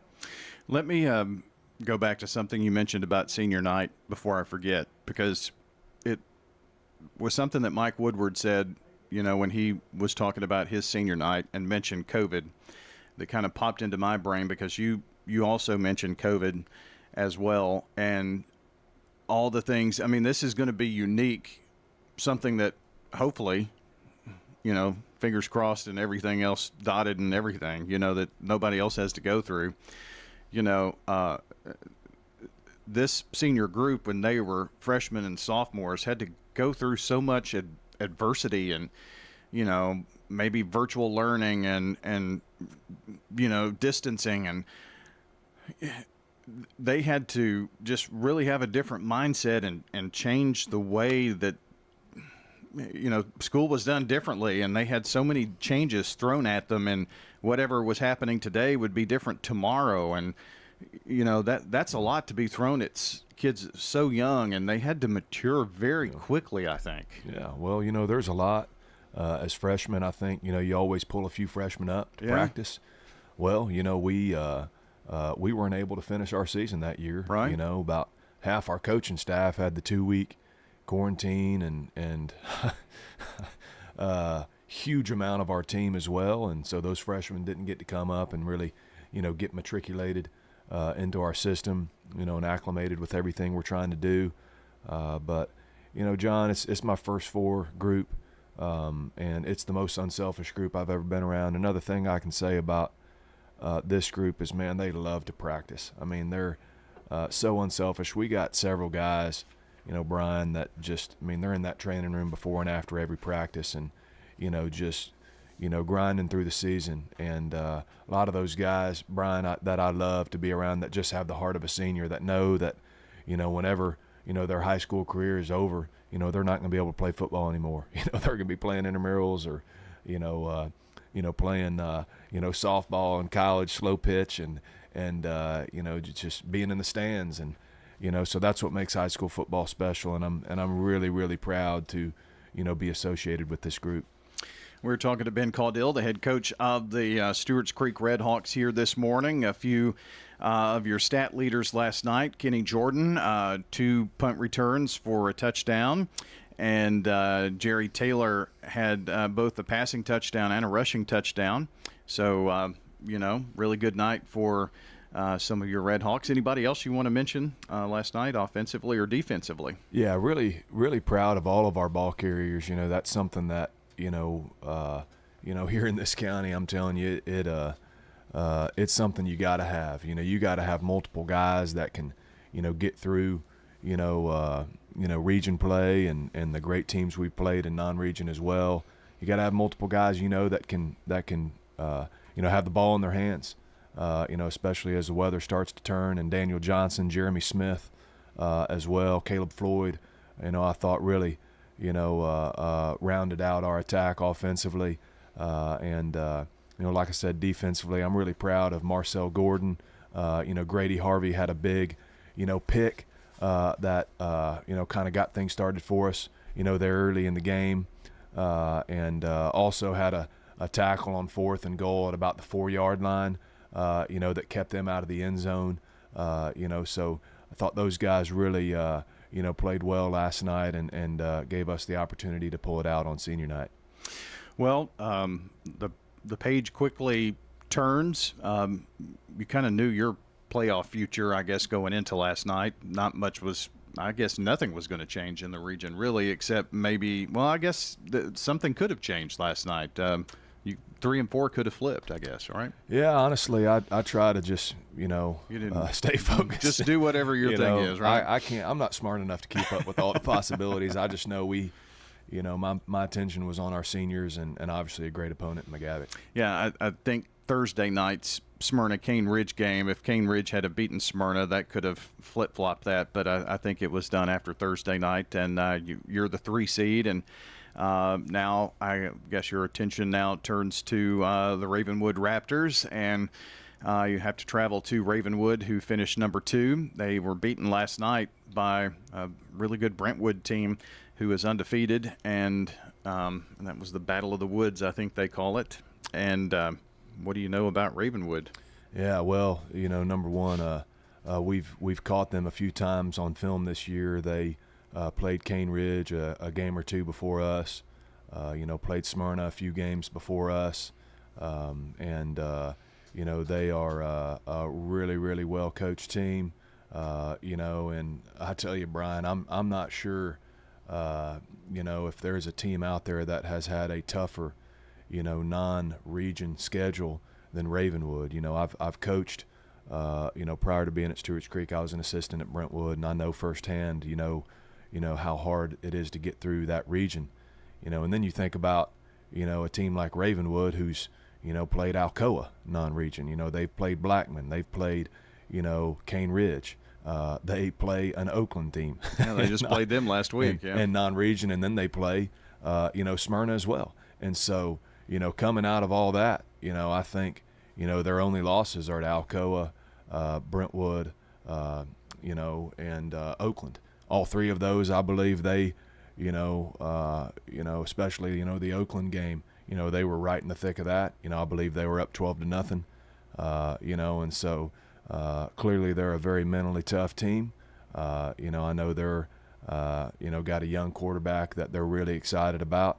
And so, we are obviously honored, Brian, to extend our season. I think that's the goal of any team, to have the opportunity to be in that locker room at least one more week. The good Lord has, made me a quality time person. That's my love language, and my focus is always on being able to enjoy the blessing of being around, our coaches and our players as long as possible. And the opportunity to bring our band together, our cheer, dance, ROTC, everybody that makes, Stewarts Creek Friday night special. That's a huge accomplishment for our team. We're one of 4 teams in Rutherford County to make the playoffs each of the last 5 seasons. I'm looking at the bracket, and I'm like, wow, there are some really good 6A teams that aren't playing anymore. Yeah. And so, anytime you can extend your season, is a huge deal. Very proud of our team, very proud of our coaches, and we're going to have a big challenge on our hands, going to Ravenwood this next week. One of the final 32 in Class 6A, and that's not an easy feat. No, it's not, and like I said, we're going to be playing a team I think that's probably going to be the best we've seen all year. Really well coached in all three phases. Coach Hester's done a great job there. That his second go around there. I know he probably used to sit in this seat here with you guys, and so firsthand how well coached, how well a good of a coach he is, and so going to be a huge challenge for us, and I'm excited for our team to head over there and bring everybody over and hopefully make it a ball game.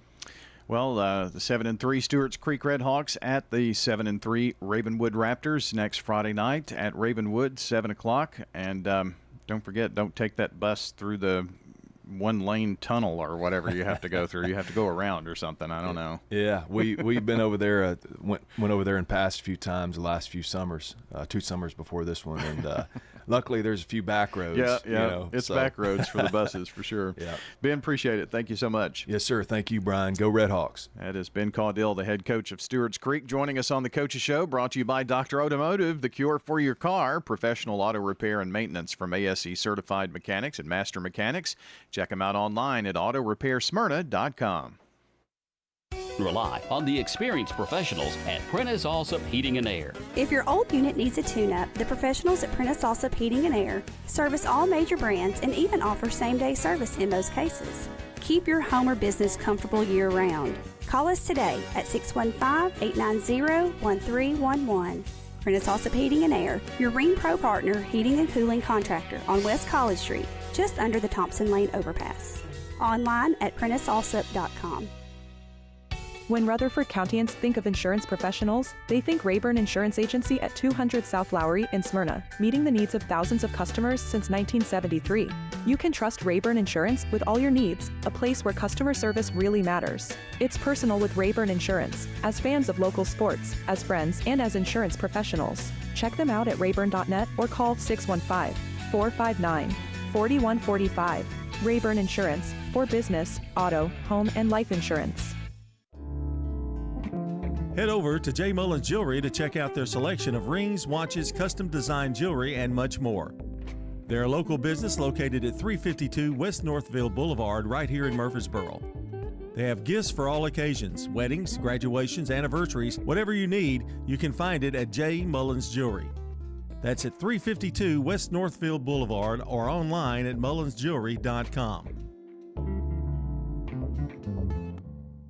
Craig's Tax Service at 142 Heritage Park Drive offers complete tax preparation, financial, and bookkeeping services. This is Brandon Craig with Craig's Tax Service. We're proud to support all Rutherford County athletes. Craig's Tax Service reminds you that it makes sense to get help with your taxes. Call 890-2233 for an appointment.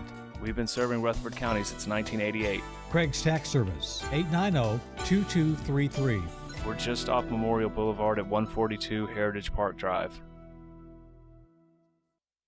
The Prentice Allsup Heating and Air Coaches Corner, fueled by Donut Country and McDonald's Murfreesboro on FM 101.9 and AM 1450 Murfreesboro, FM 100.5 Smyrna, and streaming at WGNSSports.com.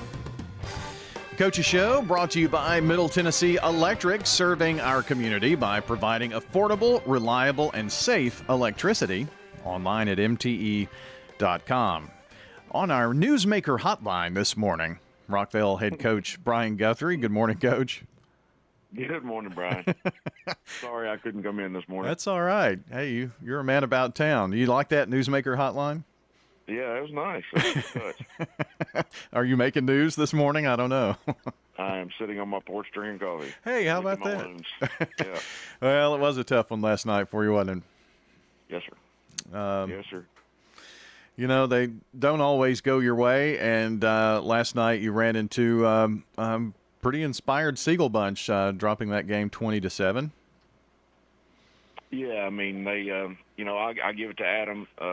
He did a great job of getting their guys ready to play, and I didn't do a very good job of getting mine ready. And, they were playing for their playoff berth, and we were already in and didn't play very inspired, and, they did a great job, and they got after our tail, and that's what happened. You got down in that game early, and if I remember correctly, I don't think you ever really had the lead in that game.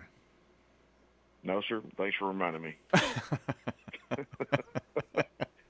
we didn't. We didn't. We put our defense in some bad situations and gave them good field position and a couple of times early and we just didn't do very well on offense last night.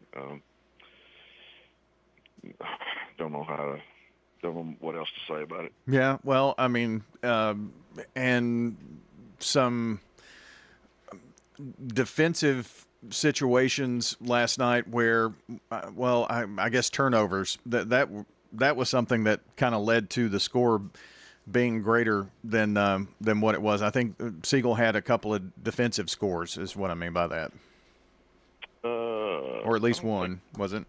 Yeah. I don't know. I know we threw a couple of touchdowns. A couple of interceptions, but we just didn't throw and catch the ball last night. I think we were 1 for 15 for 6 yards. It's kind of hard to beat people when you keep throwing and catch the football, and kind of lets them load the box a little bit. Bottom line, we didn't execute. We didn't play discipline. And all that comes back on me for not getting them ready to play and having them,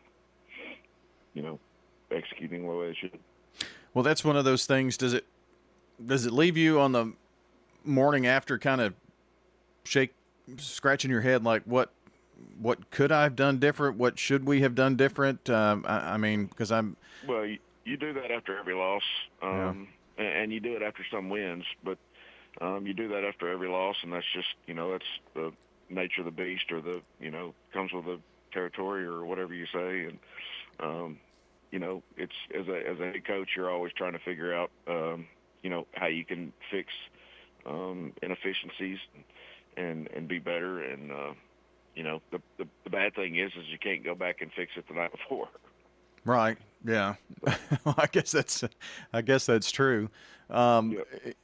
It's as the game goes along, we're kind of going to go inside the psyche a little bit. First quarter, as things are going along. I mean, do you ever have that feeling of, this is not going to go well? I need to do something to try to change what's happening here. I mean, do you have that feeling? Oh, absolutely. Absolutely. And the next thought is, what the heck's that going to be? Yeah. You're always trying to figure out, how to fix things quickly during the game. And, we made some adjustments last night, some moves to try to, get a spark. And, we just ran it. We've got a couple of injuries, and, Brendan's still battling a knee issue, and, he played the first half, and then he just, he couldn't run on it in the second. At halftime he just said, "Coach, I can't run on it." So we went in a different direction at quarterback and tried two different quarterbacks, and there's some life there, but you're always trying to find a way to tweak it a little bit to get an edge and to stop the bleeding, but we didn't do a very good job of that last night. Well, I guess when you add that into the scenario too, I mean, it's all constantly trying to move around chess pieces. It is, and I'm not a very good chess player, apparently. Well, I don't know that I'd say that, but I mean, when you're trying to get into the mind of a 15, 16, 17-year-old and also trying to deal with dings and knees and shoulders and hips and all this kind of stuff that's going on, that can cause some issues. And so, but then I'm learning it goes way beyond chess. Yeah, I bet it does. And then when one thing compiles on another, it's just like that saying about the snowball and it's rolling downhill. Sometimes it just gets uncontrollable. How do you stop it? And then that's where that helpless feeling kind of comes in there, I guess. It is, but all that said, I mean, that's that game wasn't what we wanted, but we still have life, and I told the kids this week, it doesn't matter who we play. we've got to fix us, and so we're going to spend this week fixing us and try to make a run at this thing. Well, let's talk about what's ahead. And first of all, how are you on the injury front? Are you going to be healthy going into the playoffs? Well, I don't know what Brennan's situation is going to be. I mean, he gave us all he had last night, and I was proud of him. But don't know what his situation is going to be. Hopefully, we'll get our center back, and that'll help us a little bit up front.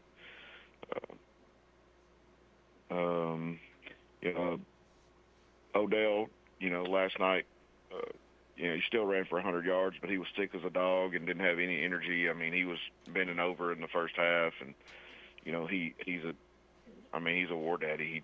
He gave us everything he had, and he just didn't have a whole lot in the tank last night because of sickness. And he's definitely our dude. But so he should be healthy or healthier. And so other than that, we should be in pretty good shape. I think. I think defensively, I think we're all healthy. So we just got to figure out how to be productive on the offense. Well, the way the brackets all kind of came out last night, it will be a first-round matchup with the Mount Juliet Bears. They are 8-2. They were the number 1 seed from Region 4. They did fall to Green Hill last night, which wound up the number 4 seed in Region 4. Mount Juliet, it'll be at Mount Juliet. So it's been a weird year in that region. It's been kind of a different year in our region. It's been a really weird year up in the Region 2 in East Tennessee. I don't know. Been crazy. Yeah. That side was crazy. Green Hill goes in and beats Mount Juliet, and who's the number 1 seed, and they end up getting 4th. And it's crazy how it ended up.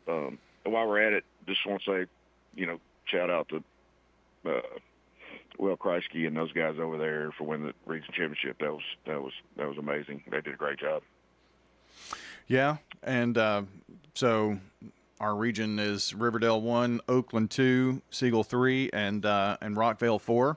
So congrats on making it into the playoffs. I'm sure you haven't had much chance to see what Mount Juliet is made of, but I'm sure you're going to have that on the agenda here for the weekend, huh? That will pretty much be the majority of what I do this weekend. So. Not much life for a high school football coach. Yeah, I guess so. I know Mount Juliet had, when they built Green Hill, that was kind of like, when Rockvale was built and, Riverdale and Blackman had, some of their student body, taken away for Rockvale.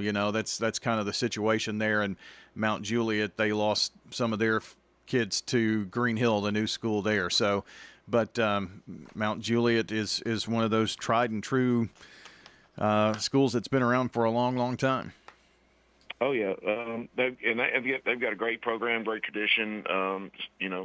Trey does an excellent job. And I mean they've been good for many years, even back when Trey's dad was the coach, and so they know what they're doing, and we've just got to figure out how to beat them. Well, Brian, enjoy coffee and bird watching or whatever it is you're doing. How'd you know? Well, you said you were on the porch. I don't know. Yeah, I'm watching the birds in the bird bath over here. Yeah, it's a nice morning for that. It is a beautiful morning. Yeah, get your zen on. Yeah. All right, Coach. We'll talk to you next Saturday morning, and congrats on the playoffs here again. Thank you, Brian. All right, Brian Guthrie joining us here. Brought to you by Carpets by Osborne, who would love to help you complete any job, whether residential or commercial. Carpets, tile, hardwood, vinyl, rugs, and more, locally operated. And you can find them at carpetsbyosborne.com. Dr. Automotive is the cure for your car. Brothers Danny and Randy Brewer have been providing Rutherford County with ASE certified auto repair for nearly 20 years. You'll receive courteous and friendly customer service every time. Why? because we grew up here and you are our neighbors. Foreign and domestic auto repair and maintenance on Hazelwood Drive in Smyrna, just off I-24. SmyrnaAutoRepair.com. 615-220-0971. Just ask for Danny. Meet Little Caesars Thin Crust Pizza with toppings all the way to the edge and a crispy crust. I love you, Cindy. Sorry, but that commercial voice guy was right. I only love thin crust. Ouch, Billy. Put on your fancy pants and sashay into Little Caesars for the Fanceroni Pepperoni. With over 100 crispy old-world pepperoni and cheesy crust edge, you'll be saying fancy words like indubitably or crochet. Walk in and walk out for only $9.99. Little Caesars in Murfreesboro on Memorial, Warrior Drive, South Rutherford, and Old Fort. Pizza. Parks Auction. We handle everything. You have a staff that comes to your home. They tell you what to do. They walk you through it. It's been my experience that what I thought I should get for my home, I got much more for it. Visit our website at parksauction.com. Hi there, Parks Auction, 896-4600. Stan Vaught and the Parks Auction team are proud supporters of local high school and MTSU sports. If you need concrete work done, who would I call? Dan Franz Concrete. Here's why. He's local. He attended Walter Hill Elementary, Oakland, and MTSU. He served our community as a school resource officer for 9 years, and he's involved in the community. This is Dan with Dan France Concrete, wishing all Rutherford County student athletes a great season. Study hard, play harder, and be safe. Dan France Concrete is a licensed and insured residential and commercial concrete construction contractor serving Middle Tennessee. Check out danfranceconcrete.com online to see some of their work. Here's a question. What do you want from your electric co-op? I want expert advice on going 100% solar. I want to go green without breaking the bank. I want to meet my sustainability goals. I want solar to be simple. Done, done, done, done. I want to save the planet. Little hero, let's start with one of MTE's solar programs first. Energy Service Life. That's Middle Tennessee Electric. We're here to get done what matters most to you. Learn more at mte.com. We're talking now with Heather here at Carpets by Osborne. What are some of the advantages that Carpets by Osborne has? Being a family business and being locally owned and operated, we do free estimates. We have our own subcontractors that work for our business. We will come out, look at your floor covering. Throughout the whole process, you deal with an individual. You're not passed off to different contractors. We handle it from start to finish. Carpets by Osborne on Northwest Broad, next to Tire World. Whether you're a student, alumni, or just a fan, Raider Tees has exactly what you need to help you cheer on the Blue Raiders on game days and every moment in between. We sell officially licensed Blue Raider gear, whether it's clothing, hats, flags, chairs, or just whatever. We have it all, including exclusive gear you won't find anywhere else. Like us on Facebook for updates on new Blue Raider gear and special prices or discounts. For all your Blue Raider gear, shop Raider Tees today. Bigger, better, and go blue! The Prentice Allsup Heating and Air Coaches Corner, fueled by Donut Country and McDonald's Murfreesboro on FM 101.9 and AM 1450 Murfreesboro, FM 100.5 Smyrna, and streaming at WGNSSports.com.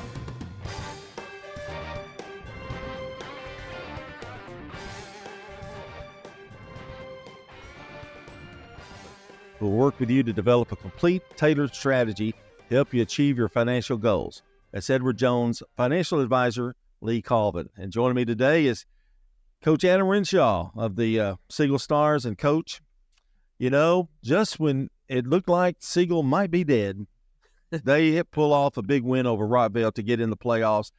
And in a way, deservedly so. You lost your quarterback, and you all were having a really great season. Then you stumbled a little bit, and now you kind of come back. And, boy, awesome. Congratulations. Oh, thank you so much. It was, a big night for us. So proud of our kids. So they played really hard, and, it's tough. Last 5 weeks have been tough around our place, and, man, our kids have not quit. They fought through injury. They fought through adversity. They've fought through negativity. And, last few years I've come in here on Saturday morning talking about a lot of life lessons. Yeah. And, it's good to see a life lesson end with a win last night, and them facing adversity and overcoming some things and getting a big win and getting into the playoffs. And most games, in fact, almost all your games, your defense has always been there. I mean, they've not quit. Yep. And I guess last night was a good example of that, a really good Rockvale offensive team. Oh, 100%. Well, I mean, we've been beat up on defense, and a lot of people know that Thomas Santel is hurt, and obviously that's a big deal to our program. But we've had injuries on defense that's really hampered our defense the last few weeks. But last night we kind of had the band back together, and we had some outstanding performances on defense last night. When you do have these periods of time where you're it's hard to explain it to people. People don't understand, what's happened to the defense. But, man, a couple of key guys out of your lineup, just like with Santel, it's the same way defense. It works the same way. Oh, yeah. Well, we lost a kid early on, Brody Garman, who, he was our leading tackler at outside linebacker. And we had to move a corner there, Kevin Inslee, and kind of shuffle the defensive deck. And, really that's just now kind of coming together. And holy cow, what a great game Kevin Inslee played last night. Defensively, offensively, played almost every snap, had an interception, had big catches. I mean, what a leader for a football program. Caleb Watson, I know that boy since he's, just really young kid. And he had a great game last night too. 5 receptions, 49 yards and a touchdown. But he's been having good games. I mean, he has been one of those you say is constant, consistent, even when times weren't going so well. Yeah, and I mean, Caleb's the linchpin kind of that holds our offense together. He plays outside at receiver. We bring him in at tight end. We bring him in at up back. And, I mean, we move him all around. And Caleb's a really smart football player. And plus, he's our leading receiver. He makes so many catches. And so, yeah, he had a great game last night, and he's consistently played great all year long. The one other guy I'd like to mention, Maddox Grissom, had a fumble recovery for a touchdown. Boy, when you get that kind of turnover, that can really inspire a team, Cannon. I mean, that's huge. Oh, 100%. And Maddox Grissom is a warrior. I mean, in the fourth quarter last night, he's a kid that's beat up and playing through injury right now, and he's limping, beating their offensive tackle to come off the edge and rush the quarterback time after time again. And, I mean, holy cow, we saw it in his face this week at practice that he's one of those kids that was not going to be denied this week. He wanted to keep playing. He was really emotional this week at practice about wanting to get a win. So, yeah, it was really, really cool last night. Really cool to see those things happen for him. And just, man, he's a warrior. And, Adam, when you first got there, you probably didn't see that as much because you kind of instilled in them pride in the program and really getting it going. Let's do it. And it's good to see someone kind of pick that up and a player do it rather than the coaching staff have to do it. Well, our defensive coaching staff deserves a lot of credit. Coach Eric Smith is, he and I have been friends for 15 years, and he has really worked his tail off. He puts his heart and soul into that. Randy Murphy, our defensive line coach, is as good a man as I've been around in this business and really invests in our kids. And Barry Baker, who's taken over our secondary coaching this year, they've done a fantastic job. And like I said, when you start having moving pieces of the puzzle, and again, we're not very big up front. We have to do it on effort, technique, and do things right. And those guys, those coaches, those players have done a tremendous job.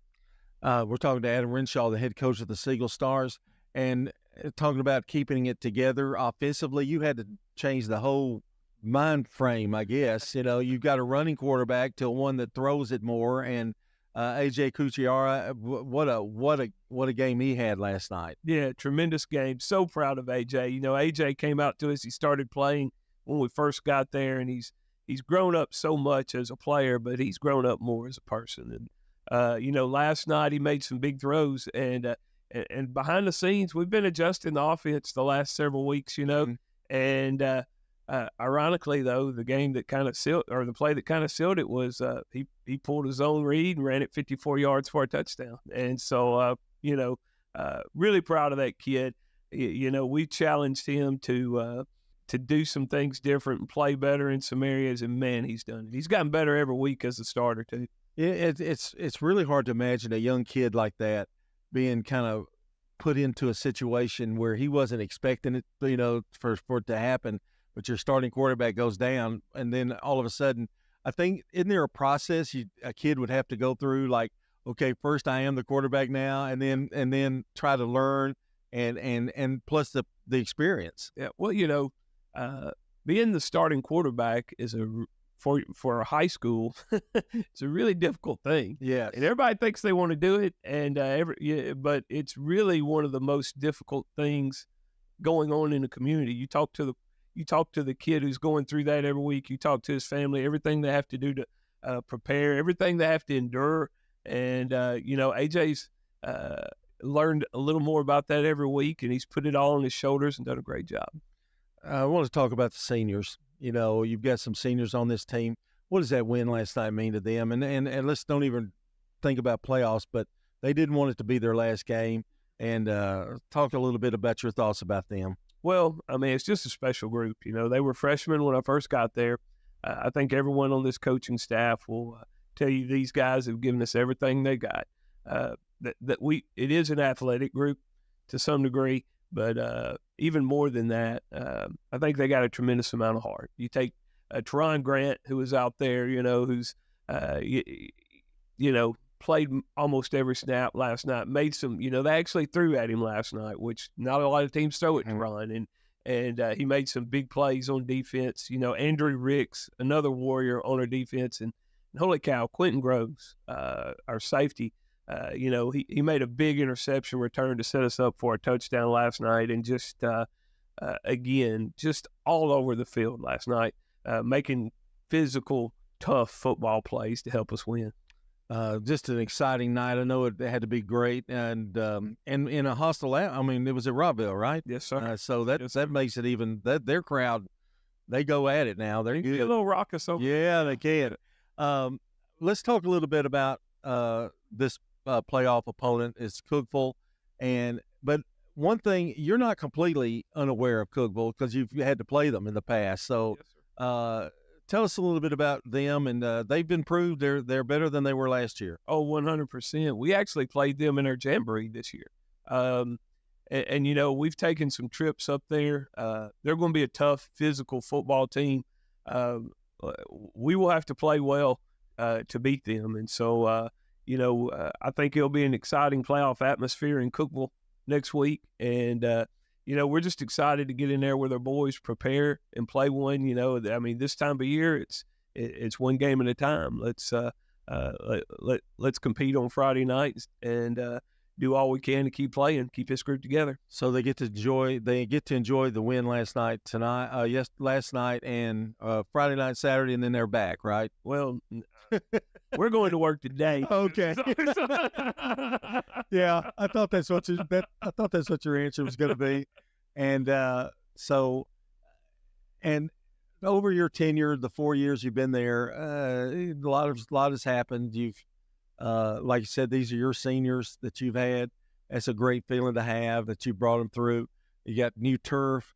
A lot of people have been helping, responsible for that, and a lot of it, your coaching staff has been dedicated with you. It's just got to be a good day to be Adam Renshaw, at least for one day. Oh, well, yeah. But, I've always been adamant. I'm in a good place. Yeah. Siegel High School is a great place to be. We got great parents. We got great faculty. We got great administration. One of my best friends is Greg Wine, our AD, and so he encourages me. I mean, he came out and gave a speech to our football team that I really feel like motivated us this week. And so I'm in a good place. I'm lucky to be around such good people. And I think the next thing is we got press on. I mean, we can't get busy patting ourselves on the back. It's time to go win a playoff game. That would be tremendous, wouldn't it? I mean, yes, that would really – and maybe one more after that. Yes, sir. Okay, we go on and on.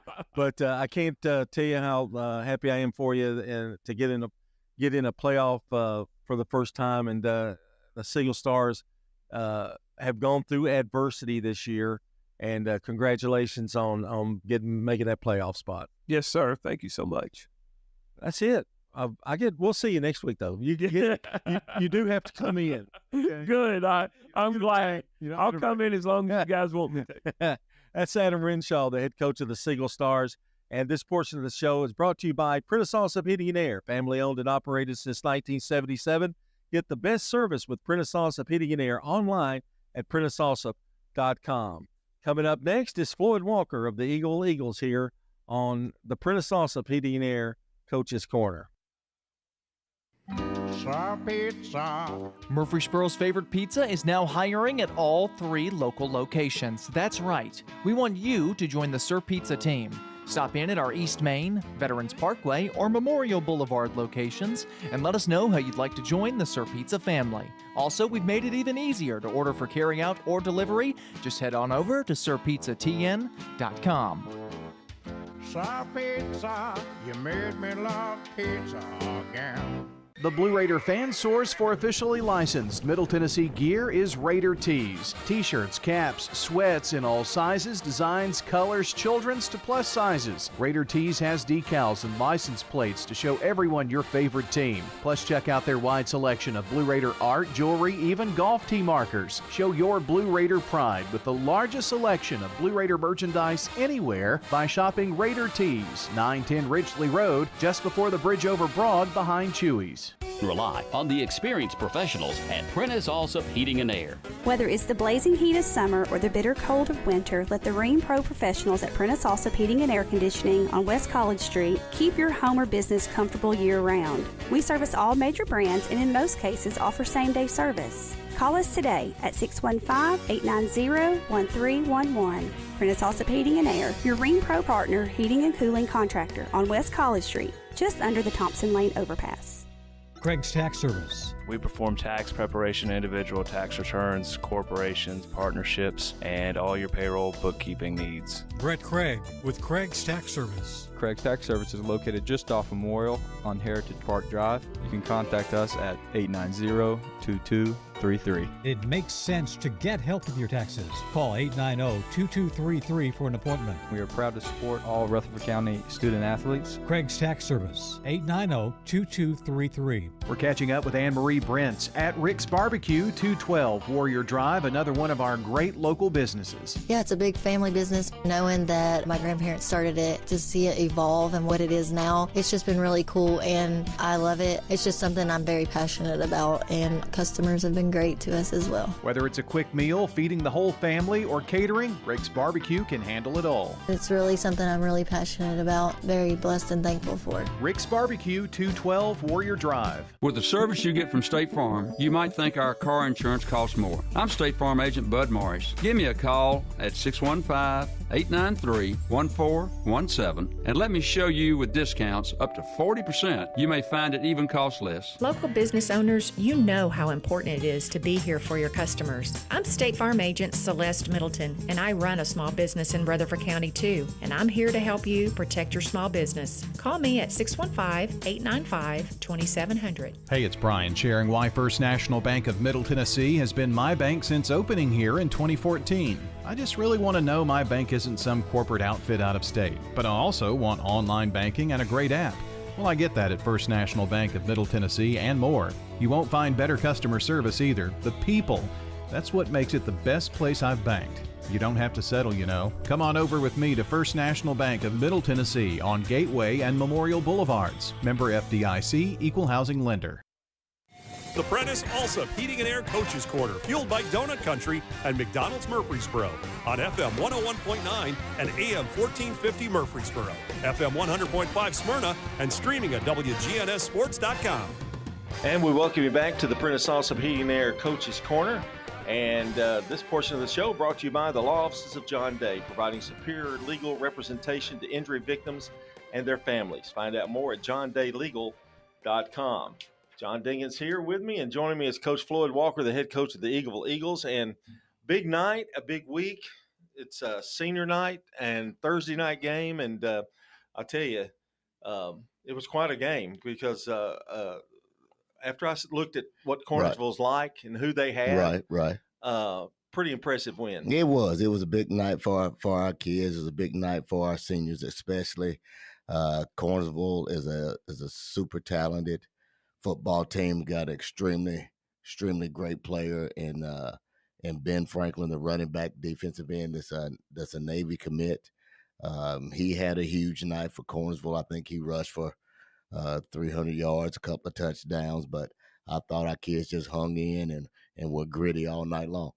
A massive young man. Right. I mean, how do you stop him? I mean, or you just try to, he's going to do his thing and you do everything else you need to do? Well, the big thing is you try to keep him from getting started. You try to keep him going, parallel to the line of scrimmage. You try to keep his shoulders going east and west instead of north and south. And then you kind of get there and you hold on till the cavalry comes. And I thought our kids did a good job of rallying to the football and playing good, sound team football where everybody did their part. It didn't necessarily a playoff scenario. It really just totally secured it, though, didn't it? It did. It brought you there. It did. There was a lot of different variables going into that game, deciding whether or not we were going to be in, going to be out, where we're going to finish. And the game had a playoff feel to it because Cornersville could have ended up finishing second, which would allow them to host a playoff game. So it had that type of environment, it had that type of atmosphere, and it was really a good football game for everybody that was in the stadium. Well, we're going to talk a little bit, Floyd, about some of the standouts in this game. Brody McLemore passed for 58 yards and a TD and rushed for 64. That's that consistent play that he kind of gives you each and every night. Yeah, Brody's done a good job of just being very, very even keeled. He's not been too high, not been too low. He's done the things that he needed to do to lead the offense and lead the younger group that's up underneath him. Cade Pippinger, another one, had 8 tackles and a fumble recovery. And, boy, Cade has really come on strong this year. Cade's been solid all year long. He's been solid for the last 2 years. If you ever want to see a kid that has worked his tail off to become a good high school football player, Cade Pippinger is the poster child for it. I mean, he's probably undersized when you look at a football player, might be a step too slow, but he gets every ounce out of his God-given ability, and you really do appreciate the things that he's done and that he's given this program over 4 years. I know there's a lot of guys you're going to hate to see go. Yeah. I'll mention a couple of the Caleb Snitzer, 7 tackles, a 41-yard interception return, and also rushed for 85 yards. One thing important to them to get them to throw the ball a little bit, and it paid off for you. Right, and, right. Rushed for 85, and Snitzer also had an interception, playing both ways. A great performance from him. We're really proud of the way Caleb is played this year. He's grown up a lot, and the thing about Caleb, and we make fun of it. Caleb made a statement several weeks ago. It said the old Caleb would have done this or done that, but the Caleb 2.0 now is like he gets banged up, he stays in the ball game, he fights, he plays for his teammates. I mean, it's been a great transformation to watch him go through. Marshall Spann, team leading 11 tackles. Yes, Marshall's been. Defensively, I don't know how many tackles he's got this year, but if he's not leading the state in tackles, I'd like to meet the guy who he is. The guy in front of him may have 180, 190, but Marshall he's always around the football. He finds a way to get to it, and he finds a way to finish. And that's when you got a guy in that position, those are the attributes that you really want to see in a linebacker. And with these guys we just mentioned, their names could be mentioned every week, and that's why they've accumulated so many tackles and interceptions and that kind of thing. And the thing about it is, if you notice the names that you keep mentioning every week, they're all really close, good friends. And that's the fun part about it, is because they don't see one as just a superstar. They just see it as, that's my buddy. And the big thing is, they enjoy watching their buddy be successful, and they enjoy celebrating everybody's success. If Caleb scores a touchdown, Marshall's patting him up, or Cade does something, Caleb and Marshall are patting him up. So it's really a unique deal to see.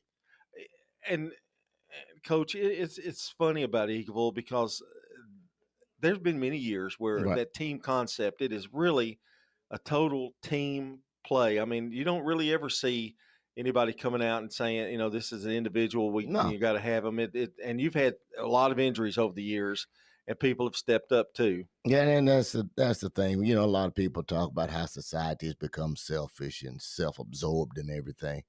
But when you come to Eagleville, whether it's in the football team or whether it's the teachers going down the hallway helping other teachers or students helping other students, or whether it's cafeteria ladies working with the custodial staff, it's really, really refreshing to see that those type of things still are alive in this type of world that we're living in. So I can't think of a better place for me to be personally. I can't think of a better place for our football players to be, to grow up and understand that it's okay to serve others and to not be selfish and to give more of yourself than you do for your own self gratification. Well, it's a wonderful place, and I know when I come bring tennis shoes that somebody's left, I get greeted very warmly right. from the front office and that kind of thing. I want to talk about the seniors a minute, and I know you want to thank them, say something. Season's not over, but I know in this in particular regard, what a good group that you had, and they have learned from teams past, and they've carried on that tradition. They have. They take a lot of pride, especially on the defensive side of the ball. They take a lot of pride of trying to be successful. They take a lot of pride in the way that they work. They take a lot of pride in showing up every day and being accountable. And those are some of the things we just try to instill in them, because you know as well as I do, if you go off into the workforce, you're going to have bad days. But the big thing that you always got to do is you always got to show up. And we talked about it Thursday night after we played. Hey, we're going to enjoy the win, but you're showing up for school tomorrow. And every kid showed up, because that's the way life is. You may have a tough night before, but work is still going to be there tomorrow, and you're going to have to show up for it. So it's kind of responsibility. It is. I mean, it is everything. That. Yeah, everything's a teachable moment. It is. Everything's a teachable moment, and what you want them to do is you want them to be successful people when they walk out the door. What is the secret to the Eagleville defense? Because it's been many, many, many years. The defense is always the personnel may change, the people may change, but the defense remains the same. And that standard, and I always call it the bend but don't break. It is. It pretty much is. We try to make people at least snap it one more time, because the percentages of going on play field position, try to make people go 70, 80 yards or more. And they have to play perfect. They have to play perfect for a bunch of snaps. That means no false starts, no drop balls, no blown assignments. And eventually what ends up happening is if you don't give up the home run, people will make a mistake down a distance, will get back in your favor, and you'll be able to get off the field defensively. It doesn't really matter how many yards people get at the end of the day. You just need to be able to have one more point on your side of the column than they do. And our kids have really done a good job of that. And you've been with the program a long time, and you see that every year. It's just amazing how they do that. And then you're trying to shuffle, and you've lost quarterbacks. You found guys that probably never even played quarterback and that have been successful for you guys. And just explain that to me. How do you do that? What I try to do is take a kid at quarterback that either can throw it or can run it, and we try to build our offense around what can this kid do, and what can we do offensively that he can handle. And then on the flip side, I look at how are we defensively. If we're playing pretty good defensively, then these are the things we need to do offensively. We don't need to turn the ball over. We don't need to try to throw the ball a bunch. We don't need to put this quarterback in a position to where he can negatively affect the ball game, because I learned from Coach Robbins a long time ago. Quarterbacks get a lot of praise, they get a lot of blame, but at the end of the day, a quarterback will never be a reason why you won a game, but they could be a reason why you get beat. And so we never try to put our kids in that situation. It seems like it's annual. I mean, it's a kid that hasn't played much quarterback or whatever. Brody's one of those examples of that, isn't he? Right. And what you don't want to do is you don't want to try to ask a kid to do something that he cannot do. And then the kid goes out there and be unsuccessful, and you destroy the kid. You've destroyed it. You destroyed his confidence. You've destroyed his self-worth, and you don't know how that's going to negatively affect him for the rest of his life. And so we try not to do that to a kid. If there's something that a kid just cannot physically do, then we're not going to ask him to do that. Floyd Walker's our guest. A couple of quick questions. I think this game, the win over Cornersville, had the playoff atmosphere, really. And that's kind of really a good thing, considering you've got to go on the road here in just next week. Right. It really did. It encouraged our kids to lock in, pay attention to their assignments, and to try to make sure that they execute it at the best of their ability. And from the little film that I watched on it yesterday, it was one of those deals to where I thought our kids were in the right spots majority of the time. Floyd, good luck next week. West Carroll, I know you don't know anything about it. I have no idea. I have no idea where Atwood, Tennessee is. And the charter bus or whatever, it's a long haul, isn't it? It's a long ride, but we'll load up. We'll be excited about going, and we'll look forward to the opportunity. It's not your first long ride. Oh, no. We've had several this year. That's true. Good luck next week. Thank you, man. I appreciate you. All right, that's Floyd Walker, the head coach of the Eagleville Eagles, winners 23-14 over Cornersville, heading to the playoffs against West Carroll. This portion of the show has been brought to you by Las Casas Feed Supply, locally owned and operated by Coy and Jennifer Young, specializing in animal feeds, premium pet foods, farm supplies, and more. And we thank you for listening to the Prentice Salsa Heating and Air Coaches Corner. Up next, we've got Cougar Corner. Tennessee Orthopedic Alliance takes great pride in treating local athletes here in Rutherford County. Experts in joint, bones, and muscles. And with over 65 specialists, TOA has a playbook to get you back in the game. To request an appointment, visit TOA.com or call 855-NEED-TOA. Tennessee Orthopedic Alliance. TOA. Live your best life. Quick, convenient, efficient. 3 words that we all hope to experience when we do business. Our goal at JHA Company is to bring just that to an industry that's traditionally dictated to the customer when it's time to do business. Whether you're purchasing class pictures in a yearbook, class jewelry, a letter jacket, school spirit wear, or senior graduation products, we strive to make the experience quick, convenient, and efficient.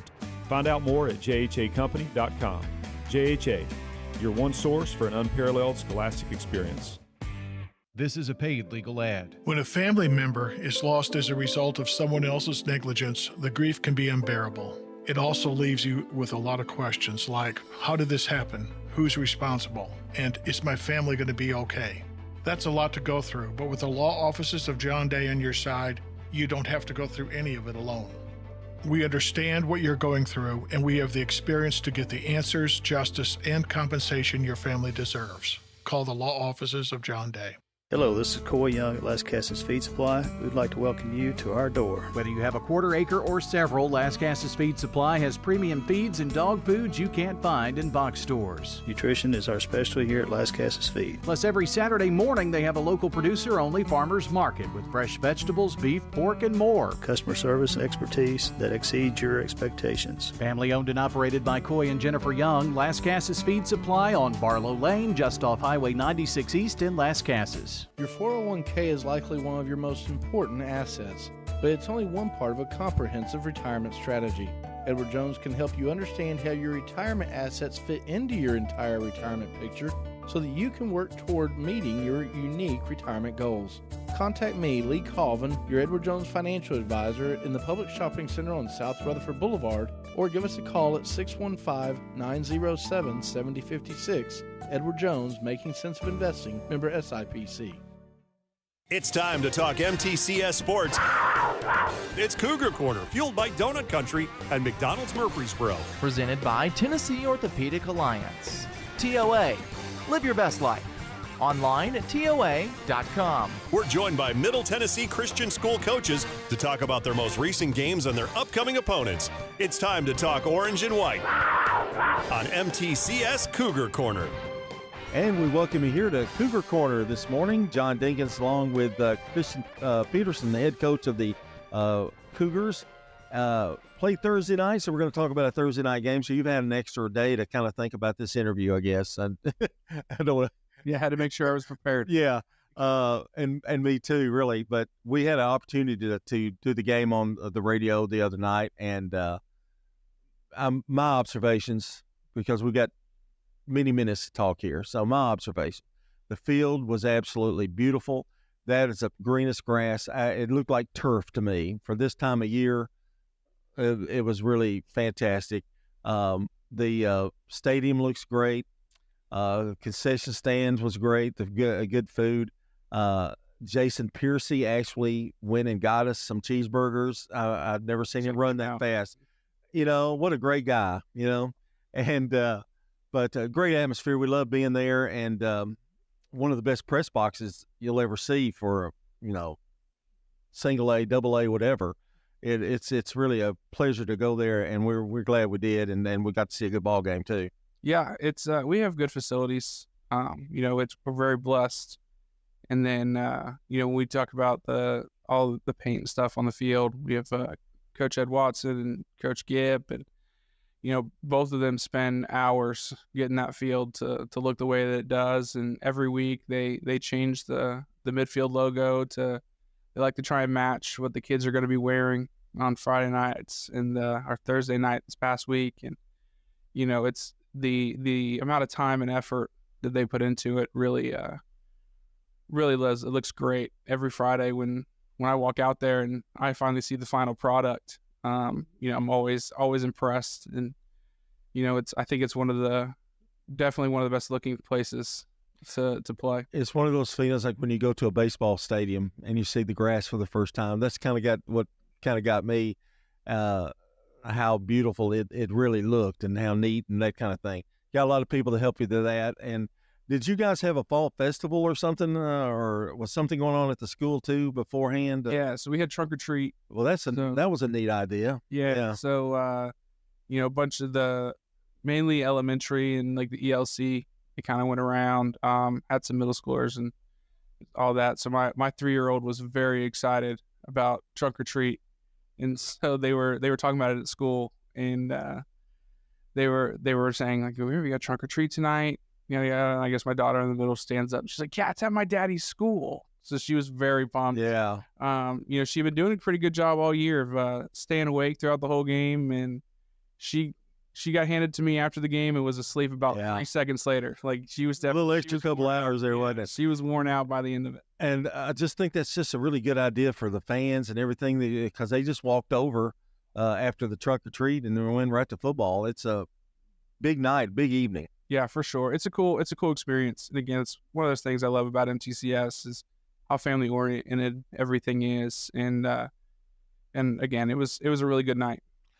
All right, we'll talk about some football now. Absolutely. All right, big winners over Eagleville Harding and 51-7, I believe. And it was a game, and I agreed with you. You got off to an early lead and a big lead, but I didn't think they had played up to their potential up to that point, and you made that observation as soon as you came in, just kind of going through the motions in the first half a little bit. Yeah, I think those games are always tough. The region was set, right? We were in 1, they were in 4. Like the 2 and 3 were already set. Like there was nothing happening on Thursday night that was going to affect a playoff spot.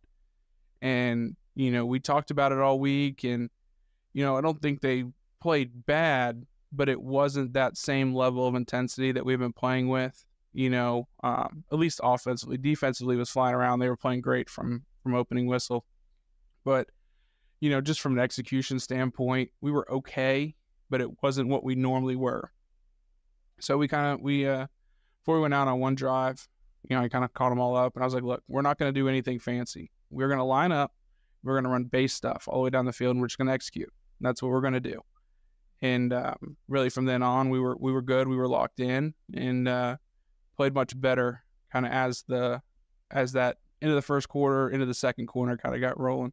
No, they had a couple of first downs, but after that, defense just pretty much shut them down. And Seth Harris had a big interception return for a touchdown. He played well. There are a lot of people that played well.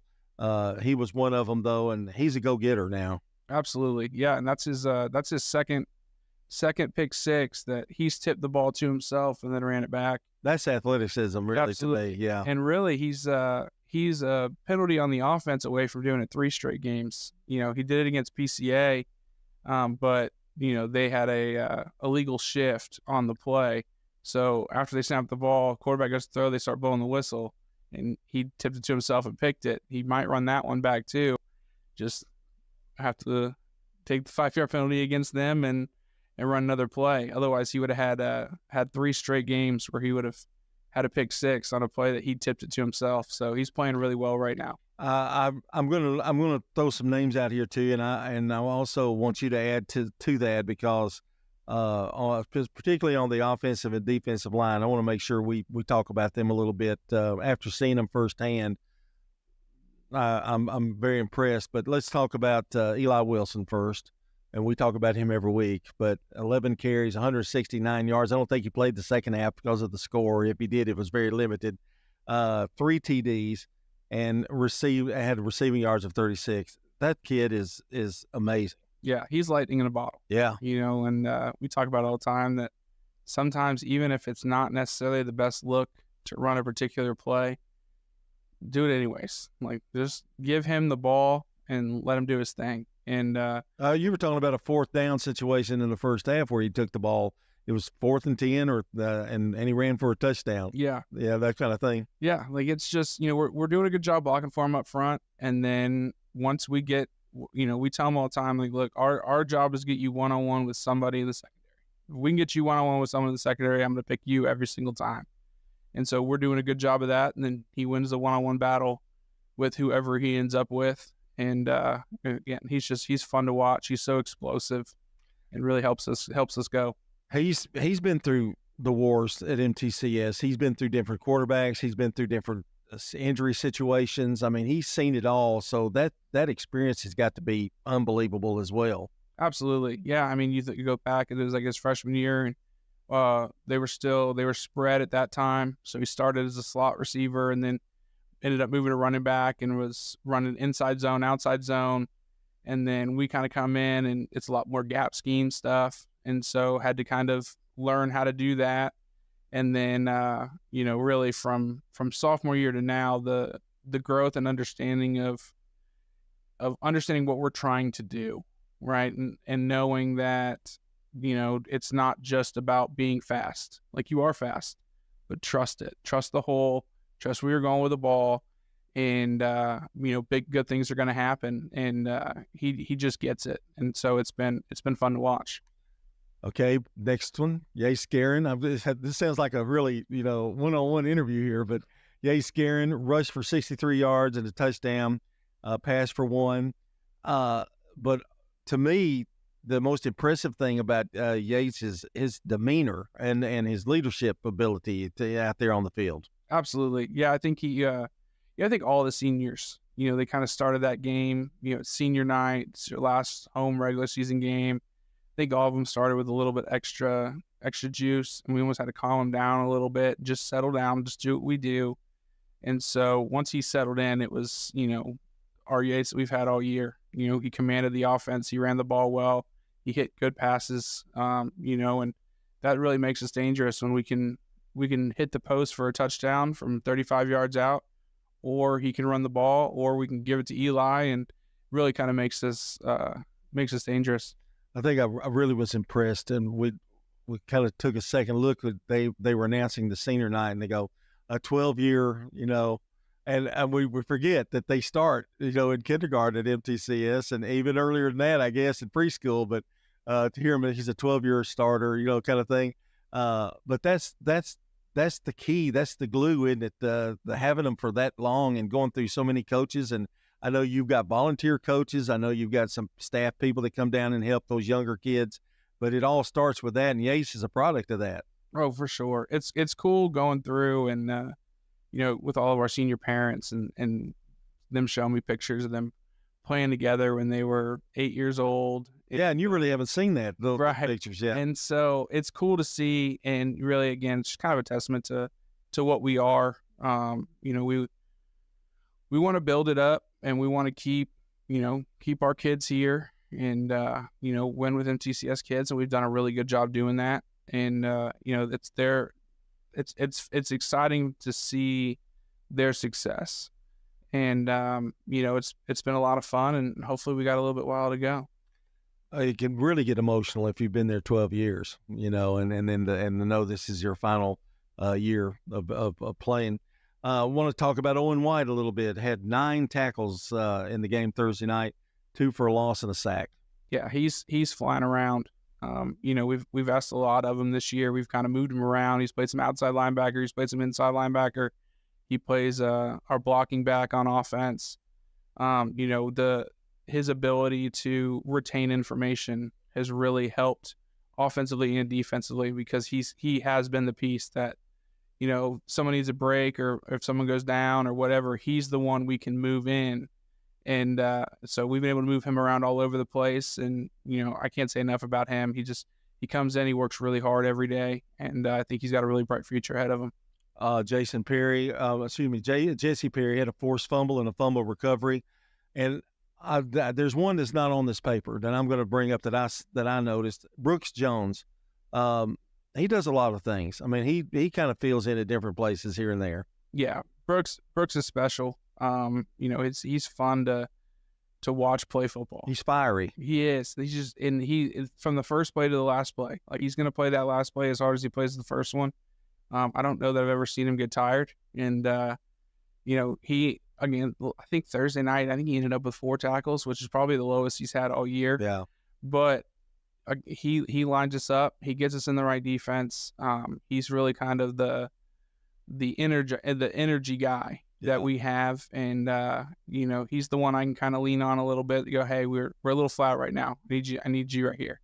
And he does a really good job of making sure everyone is ready to go and ready to play. And you got to have those guys that are versatile like that could be, okay, I'm good enough maybe to play running back, or I'm good enough to play this, or I'm good enough, but yet he's more valuable to the team in certain spots. And for a kid to realize that at that age is pretty amazing. Absolutely. Yeah. I mean, he's, he punts the ball, he plays running back, he plays middle linebacker. And, we kind of, again, he's another one. We move him all over the place on defense, based off of, what the offense is trying to do. And, it really, again, allows us to be very multiple in what we do. But that fires him up, doesn't it? I just noticed him on the field. Now, I've only seen him one time. Yeah. And I just noticed that immediately about him. He's that fiery kind of leader kind of guy that, defensively he'll make a big play, and that he can fill in at quarterback if you need him. Absolutely. Yeah. He's a special one. Really, this whole senior group, watching senior night and stuff. And I really got to kind of watch this group grow from my first year here when they were sophomores to now. And, they have an infectious energy around them, and they come in and they work every single day. And, sometimes when you have a talented group, they want to just get by on being talented. And this group understands that just being talented isn't good enough. Yeah. You've got to work really hard, and you've got to keep getting better every day. And just because you had a big game last week doesn't mean there's not something we can work on, the next week. And they're always trying to learn and get better and make sure their next game is better than their last game. And, that's why we've been so successful. We're talking to Christian Peterson, the head coach of the MTCS Cougars. And when you mentioned that, being seniors, they've been through a lot. They've won a lot of games. I mean, they've been through winning. I mean, they know what it takes to win. But they've also been through a lot. I mean, there's been, COVID situations, all this kind of thing going on, a couple of coaches, changes. And luckily, they've kind of you were there to be with that staff and to be able to kind of pick up the pieces, because it's kind of tough changing coaches. Absolutely. Yeah. I mean, these kids, they've battled through everything. Their freshman year, they have COVID, and Coach BJ, who's still with us, was their interim head coach that year. And so they're on their third head coach in 4 years. Again, luckily, BJ's been there the whole time, so there's been some continuity even with the figurehead kind of changing. But again, they come to work. They come to work every day, and I can't say enough great things about them. They're the group that is special as a coach. Like you don't get groups like this very often, right? These are the ones that you want to enjoy every single minute of practice and games, and when we're having meals together, everything. Like you want to kind of soak that in and really realize in the moment just how special this group really is. There's been winning, but there's been adversity. But at the same time, that's part of life. Facing adversity and coming away, and it doesn't necessarily mean wins and losses, but to win as many games as they've had over their career. What do you do? You just got to look forward to the next group coming in, and they've done a lot for that next group, haven't they? Oh, for sure. I think the best thing that they do is, again, we talk about it, and sometimes you have really talented groups that just want to be really talented groups, and the groups behind them will do whatever they do, but our group's going to do what we do. And they aren't that way. They have freshmen all over the place. We have like a little freshman, Riley Brown, who's in there with our linebackers. I love that kid. Yeah. Yeah. He got his first touchdown on Thursday, so really excited for him. But Brooks really kind of took him under his wing, and he just follows Brooks everywhere. And he's a good one to learn from, right? And there's so many of them right across the board. Our young backs, Yates and Eli both really took them under their wings, and you can watch in practice if Brooks and Yates are in, Eli's talking to the younger two. If Eli and Yates are in, Brooks is talking to the younger two. And then if Yates is off and Brooks and Eli are in, he's talking to the younger two. And so just, again, making sure that they understand what we're doing, why we're doing something a certain way, because they're to the point now where they get it, right? Yeah. They understand the why behind everything we're doing. It's not just, I don't know, the coach called this play, so I'm supposed to do this. Like, they understand why we're calling this play based off what the defense is doing. And so them really holding the hands of the young kids, right, and getting them to where they are is going to really help this program moving forward. Coach, it goes back to that family thing too, because it's almost like Yates and Eli are like big brothers. And doesn't that family kind of goes into your football program, doesn't it? Oh, for sure. Yeah. It's they're a really tight group. And those are the groups, again, that special things can happen. And they enjoy spending time together. They enjoy practice. They enjoy hanging out with each other, outside of football and school.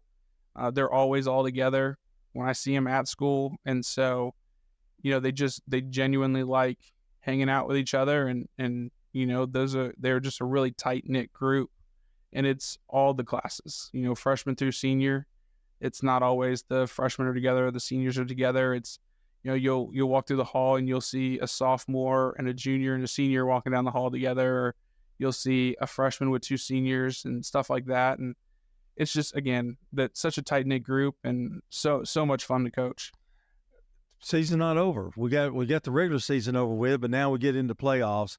You're going to get a bye because you're the number one seed. A lot of people, different views of getting a bye. I personally think it gives you time to prepare more, get healthy a little bit.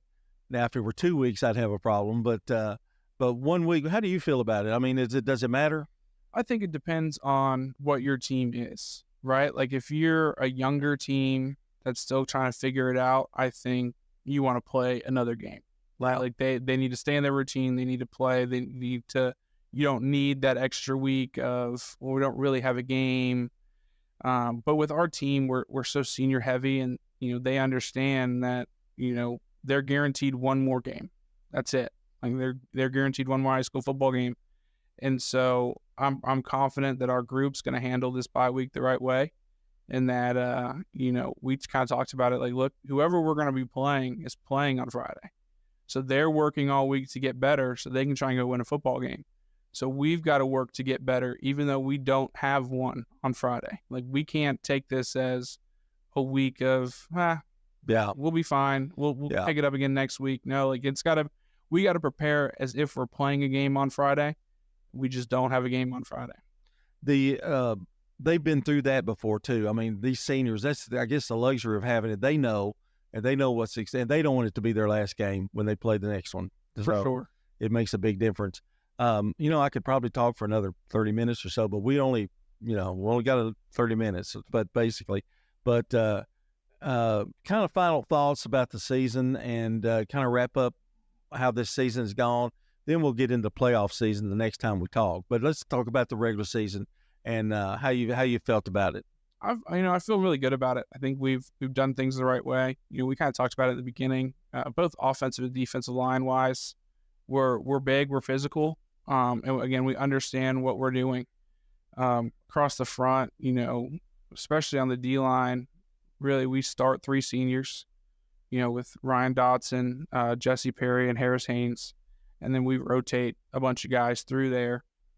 And then O-line wise, we've kind of had to shuffle around a little bit with nicks and injuries and things like that. And like Jeremiah Lampett, who's really been our center all year, has now played guard the last 2 or 3 weeks. And, he's really had, besides in practice of the break glass in case of emergency, make sure you know guard, had never played guard before. Yeah. And then, we had to break glass in case of emergency. And so, he stepped in and he's played really well.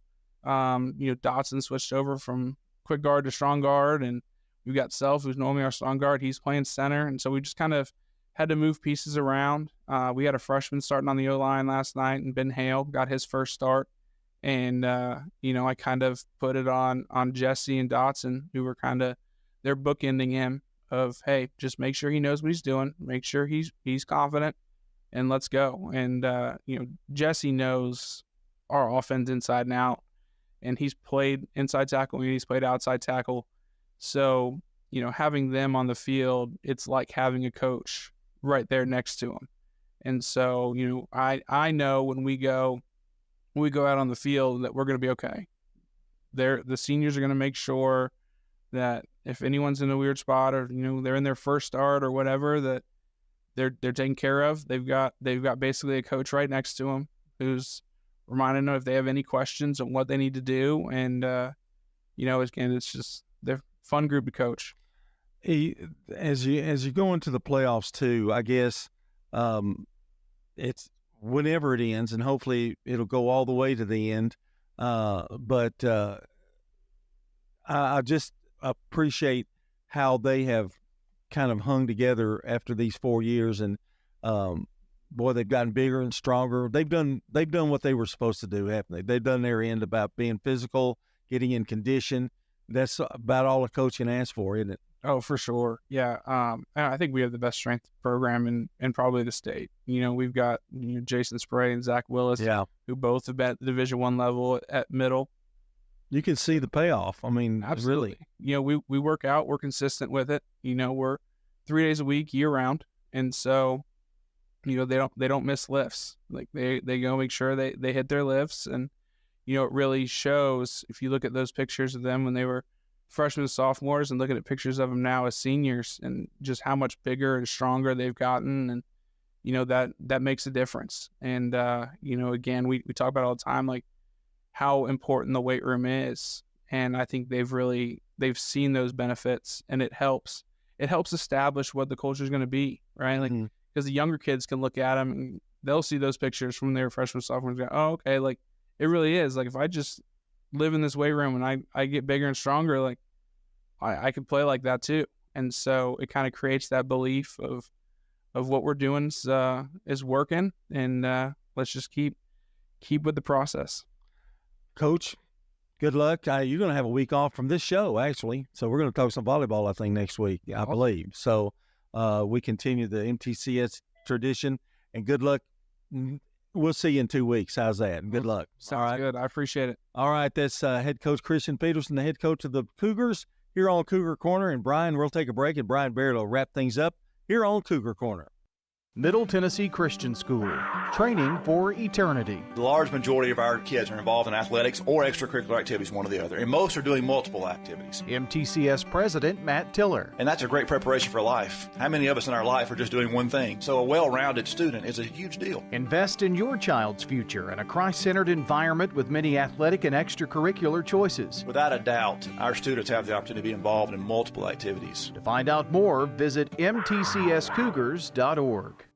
Dr. Russell McKissick of Tennessee Orthopedic Alliance talks about the grassroots effort at our local schools to ensure proper care for players. To make sure our teams are covered here locally, be there for our trainers. Yeah, it's a passion that we have to try to take care of our athletes here in town and be there just to keep everybody playing as healthy and as best they can. From a community standpoint, one of the most important things you do at TOA, I'd guess. I think it's definitely a way to pay back to our community, just to be there for them and watch some great sports too. Tennessee Orthopedic Alliance, TOA, live your best life. Middle Tennessee Christian School, training for eternity. People love to see us on the schedule when they have a home game because our fans show up. MTCS President Matt Tiller. The way we travel is just phenomenal. Our parents and our community are fully engaged in our school. When we compete, we're trying to do it in a way that honors God. We want to win. We also want to do it in a way that pleases Him. Providing Christian values and academic excellence in a nurturing environment. That's Middle Tennessee Christian School. Invest in the future of your child. Find out more at mtcscougars.org. All right, back to wrap things up here on MTCS Cougar Corner here this morning. Let's look ahead at the schedule that is coming up here in the week. Of course, we have got the playoffs in high school football. And as we look at the schedule that is ahead here for MTCS, the playoffs don't start this week, of course. It is the next week, right? So a bye week for MTCS, and then kind of waiting the winner of the game with FACS and Franklin Grace. That is the West number 3 and the Middle number 4. So FACS 8-2 and Franklin Grace 5-2. And that is who MTCS awaits on Friday, November 10th. So there you go. That is on November 10th. That's who the MTCS Cougars will await, and we'll get there quick enough. So thanks to Coach Peterson for coming in this week. Our plan is to try to talk some volleyball next Saturday morning with Troy Berry here on Cougar Corner after their record-setting season in high school volleyball. What's coming up? Well, today, girls middle school soccer in tournament action and varsity tournament soccer, as well as boys middle school tournament soccer going on today, and girls cheer going on, elementary tournament, as well as middle school tournament tomorrow in cheer and varsity. On Monday, you've got girls middle school and boys middle school soccer going on. Then we skip all the way to Thursday when the middle school girls and boys will continue their soccer tournament. And next Friday, cross country in middle school and boys middle school varsity invitational. That's not middle school, by the way. That's the TSSAA championships at Sanders Ferry in cross country. So that's kind of a light schedule, but we're kind of in that transition between fall and winter sports going on there. So a very light schedule for the MTCS schedule going on this week in varsity and middle school sports. So you can check that out, as always, at mtcssports.com. mtcssports.com, a great resource for Cougar fans to keep up with what's going on. All right, well, we've turned the page almost to November. Yeah, we've got Halloween on Tuesday, and then November, it's playoff football time. It's a great time here in Cougar Country. Well, that's going to do it here for MTCS Cougar Corner this morning. Our thanks to Christian Peterson for stopping in, and thank you for making Cougar Corner a stop here this morning.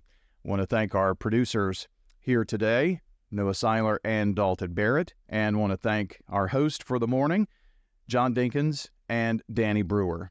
And Brian Barrett, thanks for making us a part of your day once again.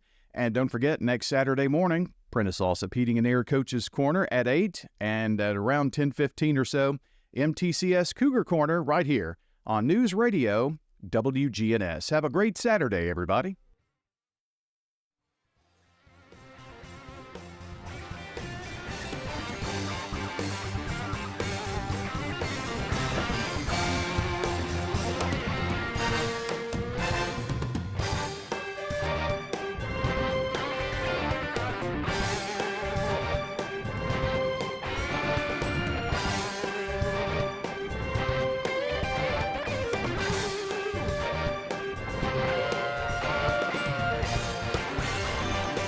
Garden Patch Thrift Shop on Spring Street, across from the tall NHC building. All of the proceeds that we generate from our store goes directly back into a ministry for those programs that Greenhouse has.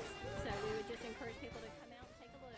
The Garden Patch offers competitive prices on name brand clothing, furniture, large appliances, household items, toys, and more. Shopping at the Garden Patch helps Greenhouse Ministries inspire, give hope, and change lives. The Garden Patch Thrift Shop on Spring Street in downtown Murfreesboro. This is a paid legal ad. Hi, this is John Day of the Law Offices of John Day. I've lived and worked as a lawyer in Middle Tennessee for over 30